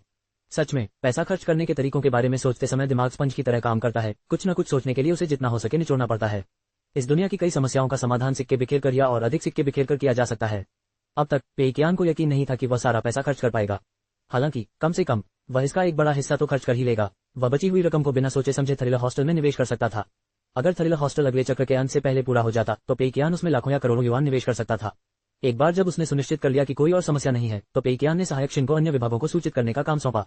चूंकि गेम विभाग के पास अभी भी बहुत काम था, इसलिए पेईकियान ने योजना बनाई और उसे अकेले हुशियानबिन को भेज दिया। हुशियानबिन अब GOG के मोबाइल गेम पर नजर नहीं रख रहा था। इसके बजाय वह GOG के क्लाइंट पर काम पूरा करने में जुट गया था। अगर मुमकिन होता तो वह इसे 1-2 दिन पहले रिलीज करना चाहता था। फिर भी हुशियानबिन काम के अलावा दूसरी बातों को लेकर परेशान था। GOG का मोबाइल वर्जन जबरदस्त कामयाब रहा, फिर भी बॉस पेई ने मेरी तारीफ नहीं की। यह कोई बड़ी बात नहीं थी, लेकिन हुशियानबिन फिर भी नाराज था। वह अभी भी इसी बात को लेकर परेशान था कि तभी उसे तेंगा मुख्यालय से चैट सॉफ्टवेयर के जरिए एक दस्तावेज मिला। और ये खुद बॉस पेई की तरफ से था। शुरुआती झटके से उबरने के बाद हुशियानबिन ने तुरंत उसे डाउनलोड किया। ये तो दस्तावेज में GOG के लिए एक विस्तृत प्रचार योजना थी। इसमें सबक का विस्तार, स्किन्स के लिए भुगतान में देरी, प्रतियोगिता के चरण, पुरस्कार और इसी तरह की चीजें शामिल थीं। दस्तावेज पढ़ते ही हुशियानबिन गहरी सोच में डूब गया। तो बात ये थी, इसमें कोई हैरानी की बात नहीं कि बॉस पेई ने मेरी तारीफ नहीं की। प्रोजेक्ट में अभी भी कई कमियां थीं। इस प्रचार योजना ने उन कमियों को पूरी तरह से दूर कर दिया। इतनी लोकप्रियता हासिल करने के बाद गेम में लैगिंग रोकने के लिए वे सर्वर की बैंडविड्थ बढ़ाने पर पैसा खर्च करेंगे। स्किन्स को बढ़ावा देने और ग्राहकों को पैसे खर्च करने की आदत डालने के लिए वे विलंबित भुगतान फंक्शन शुरू करेंगे। GOG के भीतर एक बेहतरीन प्रतिस्पर्धा का माहौल बनाने के लिए वे प्रतियोगिता सीजन और पुरस्कार शुरू करेंगे, ताकि यह उच्च स्तरीय खिलाड़ियों के लिए अधिक रोमांचक, जनता के बीच अधिक लोकप्रिय और सभी के लिए अधिक प्रतिस्पर्धी हो सके। हुशियानबिन को तुरंत अपराध बोध हुआ। उसने बॉस पेई के साथ अन्याय किया था। बॉस पेई ने उसकी प्रशंसा इसलिए नहीं की थी क्योंकि उसने अच्छा प्रदर्शन नहीं किया था। सुधार की अभी भी बहुत गुंजाइश थी। और बॉस पेई ने हुशियानबिन की तरफ से उन सभी समस्याओं को हल कर दिया था, है ना? अरे, मैं सच में अपनी जिम्मेदारी ठीक से नहीं निभा रहा हूँ। मुझे और मेहनत करनी होगी। मैं बॉस पेई को निराश नहीं कर सकता। प्रोडक्ट्स ऑफ द गॉड्स का तीसरा एपिसोड, अध्याय 455, 16 मार्च बुधवार। गॉग के मोबाइल संस्करण को अपडेट किया गया था और एक नया इवेंट शुरू हुआ था, सर्वश्रेष्ठ देवताओं के लिए मुकाबला। इवेंट का विवरण स्पष्ट रूप से लिखा गया था। गॉग की प्रतियोगिताएं सीजन में आयोजित की जाती हैं और इस साल ये पहला सीजन है। इतना ही नहीं, इस साल की स्प्रिंग प्रतियोगिता 29 मार्च को समाप्त होगी और सभी पुरस्कार 31 मार्च तक वितरित कर दिए जाएंगे। उस समय 500वें और उससे ऊपर की रैंक वाले सभी खिलाड़ियों को कुल 9.5 मिलियन युआन दिए जाएंगे। ये नकद राशि थी, गेम की मुद्रा नहीं। क्लाइंट और मोबाइल गेम दोनों में शीर्ष खिलाड़ी को 1 लाख युआन नकद मिलेंगे। इसके अलावा 500वें और उससे ऊपर की रैंक वाले सभी विजेताओं को कम से कम 5,000 युआन नकद दिए जाएंगे। सबसे चौंकाने वाली बात यह थी कि गॉग ने अभी तक कंप्यूटर के लिए अपना क्लाइंट जारी नहीं किया था। यह अगले सोमवार को जारी होने वाला था। अगला सोमवार 21 मार्च था। 21 मार्च से 29 मार्च की आधी रात तक खिलाड़ियों को बस जितना हो सके उतना खेलना था, ताकि उन्हें 1 लाख युआन नकद जीतने का मौका मिल सके। खबर पढ़ते ही सब हैरान रह गए। कुछ लोगों को तो ये खबर फर्जी लगी। ये लोग पागल हैं, जरूर पागल होंगे। 1 महीने से भी कम समय में लगभग 10 मिलियन युआन बांट रहे हैं। ये सिर्फ एक बार की बात नहीं है, अब से ये हर 3 महीने में लगभग 10,000 युआन बांटेंगे, यानी सालाना लगभग 40,000 युआन। इस गेम ने अपने खरीदारी विकल्पों के साथ पहले ही बहुत उदारता दिखाई है। मुझे आश्चर्य है कि अगर ये अब प्रतियोगिताओं पर इतना खर्च करने जा रहा है तो क्या ये टिक पाएगा। तेंगा ने हमेशा अपना वादा निभाया है। ये बहुत भरोसेमंद है, हमें चिंता करने की जरूरत नहीं है। मुझे तेंगा की प्रतिष्ठा की चिंता नहीं है, मुझे बस उनके नकदी प्रवाह की चिंता है। लगता है तेंगा इस बार पूरी ताकत लगा रहा है। मुझे लगता है कि उच्च प्रबंधन गॉग को बहुत महत्व देता है, नहीं तो वे गेम पर इतना पैसा खर्च करने का फैसला नहीं करते। जाहिर है वे आईओआई और गॉड्स राइजिंग को बाजार से बाहर निकालने की कोशिश कर रहे हैं। वस्तुनिष्ठ रूप से देखा जाए तो तेंगा का उच्च प्रबंधन सबसे साहसी उच्च प्रबंधन है। मैंने अपने जीवन में इससे बेहतर प्रबंधन कभी नहीं देखा। उनकी हर रणनीति देखकर मुझे आश्चर्य होता है कि कहीं वे पागल तो नहीं है। हालांकि हर बार जब वे ऐसा कुछ करते हैं तो उनका व्यवसाय नई ऊंचाइयों को छू लेता है। यही तेंगा की खासियत है। वे ज्यादा पैसा नहीं कमाते, लेकिन खर्च करने में बहुत हिम्मत रखते हैं। तेंगा से भी ज्यादा अमीर कंपनियों में इतनी हिम्मत नहीं होती। मैं अब और बात नहीं कर रहा, मैं अभी गॉग डाउनलोड करने जा रहा हूँ। मैं इस हफ्ते पूरी मेहनत करूंगा। अगर मुझे सिर्फ 5,000 युआन भी मिलते हैं तो भी सब कुछ सार्थक होगा। मैंने अभी एक auto E1 mobile phone pre order किया है। मुझे नहीं पता कि मुझे ये कब मिलेगा। ये सबसे खराब समय पर बिक गया। मुझे शुरू से ही पता था कि यह भूख मिटाने वाली मार्केटिंग है। हम किसी भी मोबाइल फोन पर गेम खेल सकते हैं, है ना? हाँ, खेल सकते हैं, लेकिन ऑटो के मोबाइल फोन में एक खास हाई फ्रेम रेट मोड है। जो गेमिंग के दिग्गजों में शीर्ष पर आना चाहता है वह हार्डवेयर की वजह से कैसे पीछे रह सकता है। बेशक इसके लिए आपको सबसे अच्छी स्किन वाला एक खास मोबाइल फोन इस्तेमाल करना होगा। मोबाइल वर्जन खेलने वाले बहुत सारे लोग हैं। मुझे नहीं लगता कि मेरा कोई चांस है। मैं एक नया कंप्यूटर खरीदूंगा और क्लाइंट साइड गेम का इंतजार करूंगा। वैसे भी क्लाइंट के लिए भी 500 विजेता होंगे। मैं पूरी कोशिश करूंगा कि जितना हो सके महान मास्टर्स के साथ जुड़ा रहूं। मेरे कुछ अच्छे दोस्तों को गॉड्स राइजिंग और आईओआई खेलने का काफी अनुभव है। मैं उनसे जीओजी पर आने के लिए कहूंगा। पूरा दिन जीओजी खेलने के बाद मुझे लगता है कि गेम की सफलता कोई संयोग नहीं है। यह एक तेज गति वाला गेम है जिसमें कई तरह के मैकेनिज्म, प्यारे हीरो, अच्छा ऑनलाइन माहौल, बेहतरीन स्थिरता और बग्स की कमी है। इसके अलावा हम अपने तेंगा गेम्स अकाउंट का इस्तेमाल करके पुराने दोस्तों के साथ खेल सकते हैं। इन दोनों विदेशी गेम्स की तुलना में जीओजी कहीं ज्यादा सुविधाजनक है। इंटरनेट पर इस तरह की चर्चाओं की भरमार थी। एक ही दिन में गेम बेहद लोकप्रिय हो गया था। बेशक गॉग की लोकप्रियता अभी भी एक छोटे से दायरे तक ही सीमित थी। गेमिंग बाजार में MMORPGs अभी भी स्पष्ट रूप से विजेता थे। गॉड्स राइजिंग, आईओआई और गॉग ने काफी संख्या में खिलाड़ियों को आकर्षित किया था। हालांकि इन तीनों गेमों के खिलाड़ी एक दूसरे से मिलते जुलते थे। दूसरे शब्दों में तीनों गेम अभी भी मोबाइल गेमों में रुचि रखने वाले खिलाड़ियों के एक ही समूह के लिए प्रतिस्पर्धा कर रहे थे। सटीक रूप से कहें तो आईओआई गॉड्स राइजिंग के पुराने खिलाड़ियों को लुभाने की कोशिश कर रहा था, जबकि गॉग गॉड्स राइजिंग और आईओआई दोनों के पुराने खिलाड़ियों को लुभाने की कोशिश कर रहा था। इस दायरे में नए खिलाड़ियों का प्रवाह अभी भी बहुत धीमा था। हालांकि गॉग द्वारा नकद राशि वितरित करने का निर्णय बेहद प्रभावी साबित हुआ। इसने न केवल आईओआई और गॉड्स राइजिंग के पुराने खिलाड़ियों के बड़े समूहों को गॉग में शामिल होने के लिए राजी किया, बल्कि इसने कई ऐसे नए खिलाड़ियों को भी प्रेरित किया जिन्होंने पहले कभी ऐसे गेम नहीं खेले थे। उन्होंने भी गॉग से शुरुआत की। कार्यालय में पेई कियान ने नेटिजन्स की टिप्पणियां पढ़ी और उन्हें खुशी और दुख दोनों महसूस हुए। उसे खुशी महसूस हुई क्योंकि उसे सारा पैसा खर्च करने का एक तरीका मिल गया था। फिर भी वह बहुत दुखी था क्योंकि उसने इतना जबरदस्त सकारात्मक प्रतिक्रिया हासिल कर ली थी, जबकि उसका इरादा तो बस पैसे उड़ाने का था। हर कोई जबरदस्त प्रतिक्रिया दे रहा था। हालांकि थोड़ा और सोचने पर यह बात समझ में आई। गेम कुछ ही दिन पहले रिलीज हुआ था और फिर भी धड़ाधड़ पैसे बांट रहा था। ये या तो अभूतपूर्व था या बहुत ही दुर्लभ। इससे भी महत्वपूर्ण बात यह थी कि गेम के अभी रिलीज होने के कारण ज्यादातर लोग अपनी किस्मत आजमाने के लिए उत्सुक थे। अगर गॉग 3-4 साल पहले रिलीज हुआ होता तो ज्यादातर खिलाड़ियों को पहले से ही पता होता कि वे इसमें कितने अच्छे हैं। उन्हें अपनी अनुमानित रैंकिंग का पता होता और उनके मन में मैं ग्रैंड मास्टर बन सकता हूं जैसी अवास्तविक कल्पनाएं नहीं होती। स्वाभाविक रूप से वे आंख बंद करके प्रतियोगिता में भाग भी नहीं लेते। लेकिन हालात अलग थे। हर कोई शून्य से शुरुआत कर रहा था। हर किसी को लग रहा था कि उनके पास शीर्ष 1000 में आने का मौका है। इतना ही नहीं, वे सिर्फ एक हफ्ते में परिणाम देख सकेंगे। इस तरह की उम्मीद भरी सोच ने कई गेमर्स को गॉग डाउनलोड करने और कड़ी मेहनत करने के लिए प्रेरित किया। पेई कियान ने अपने माथे से ठंडा पसीना पोंछा। वह अब अगले चक्र के बारे में कुछ नहीं कह सकता था। शायद यह एक ऐसी गड़बड़ हो जाए जिसे ठीक करना नामुमकिन हो। फिर भी चाहे कुछ भी हो, अगर वह सब कुछ अगले चक्र में टाल सके तो अच्छा होगा। फिलहाल एकमात्र अच्छी खबर यह थी कि बी क्वाइट की बिक्री बहुत अच्छी नहीं हो रही थी। शुरुआती निवेश की वसूली अभी बहुत दूर थी। अगले 2 दिनों तक तो ये स्थिर ही रहेगा, है ना? पेई कियान ने एक गहरी सांस ली और एली आइलैंड खोला, कुछ हल्के फुल्के वीडियो देखकर अपना मन बहलाने की तैयारी में। लेकिन जब उसने पेज रिफ्रेश किया तो होम पेज पर उसे तीचकियाओं का नया वीडियो दिखा। ये products of the gods be quite का तीसरा एपिसोड था। एक कुलीन गेम डिजाइनर की मेहनत और गर्व। धड़ाम से पेई कियान ने अपना मोबाइल फोन दूर फेंक दिया। उसने अपना सिर हाथों में दबा लिया और आंखें बंद कर लीं। ओह नहीं, ये तो बुरा सपना है। पेई कियान को याद आया कि जब उन्होंने गेम डिजाइनर और repent and be saved release किए थे, तब टीचर कियाओ की products of the God's series को कितना भयानक समर्थन मिला था। उन्होंने सोचा था कि इस बार गॉग को निशाना बनाया जाएगा, लेकिन गॉग पहले से ही इतना लोकप्रिय था कि पेई कियान को टीचर कियाओ के एक और वीडियो से ज्यादा चिंता नहीं थी। उन्होंने कभी सोचा भी नहीं था कि टीचर कियाओ तेंगा गेम्स को छोड़कर शांगयान गेम्स पर काम करने लगेंगे। पेई कियान अब अवाक रह गए थे। क्या आपको मुझे इस तरह निशाना बनाना ही है? बी क्वाइट ही मेरी आखिरी उम्मीद है। क्या आप इसे छोड़ नहीं सकते? और ये प्रोडक्ट्स ऑफ द गॉड्स का तीसरा एपिसोड है। तुम्हारे सारे एपिसोड मेरे गेम्स के बारे में ही क्यों हैं? क्या तुमने किसी और को इतनी बार भगवान कहते सुना है? ये कैसे हो सकता है? अगर तुम्हें मेरे गेम से इतना लगाव है तो कम से कम बीच में दूसरी कंपनियों के बारे में भी वीडियो बनाओ। आखिर एक ही भीड़ को बार बार तो नहीं काट सकते, है ना? पेई कियान मन ही मन लगातार कोस रहा था। फिर भी शांत होने के बाद उसने चुपचाप अपना फोन उठाया। वह निश्चुप था, लेकिन उसे वीडियो देखना ही था। वह शुतुरमुर्ग की तरह नहीं रह सकता था। उसे यह जानना ही था कि टीचर कियाओ किस बात की तारीफ कर रहे हैं, ताकि वह अपनी गलतियों से सीख सके और भविष्य में उन्हें न दोहराए। मैं सबसे बेहतर जानता हूं कि तुम बकवास कर रहे हो, लेकिन मुझे मजबूरी में देखना ही पड़ेगा। पेई कियान ने नाराजगी से प्ले बटन दबा दिया। मेरे प्यारे दोस्तों, नमस्कार। मैं आपकी टीचर कियाओ हूं। आपने टाइटल पढ़कर ही समझ लिया होगा कि यह वीडियो किस बारे में है। आज मैं बी क्वाइट गेम के बारे में बात करने जा रही हूं, जिसे मंदारिन में शश भी कहते हैं। इस गेम ने हाल ही में ऑनलाइन काफी चर्चा बटोरी है, क्योंकि इसमें ग्राहकों के लिए कुछ अनोखी शर्तें हैं। कई फैंस मुझे प्राइवेट मैसेज भेजकर इस पर मेरी राय जानना चाहते हैं।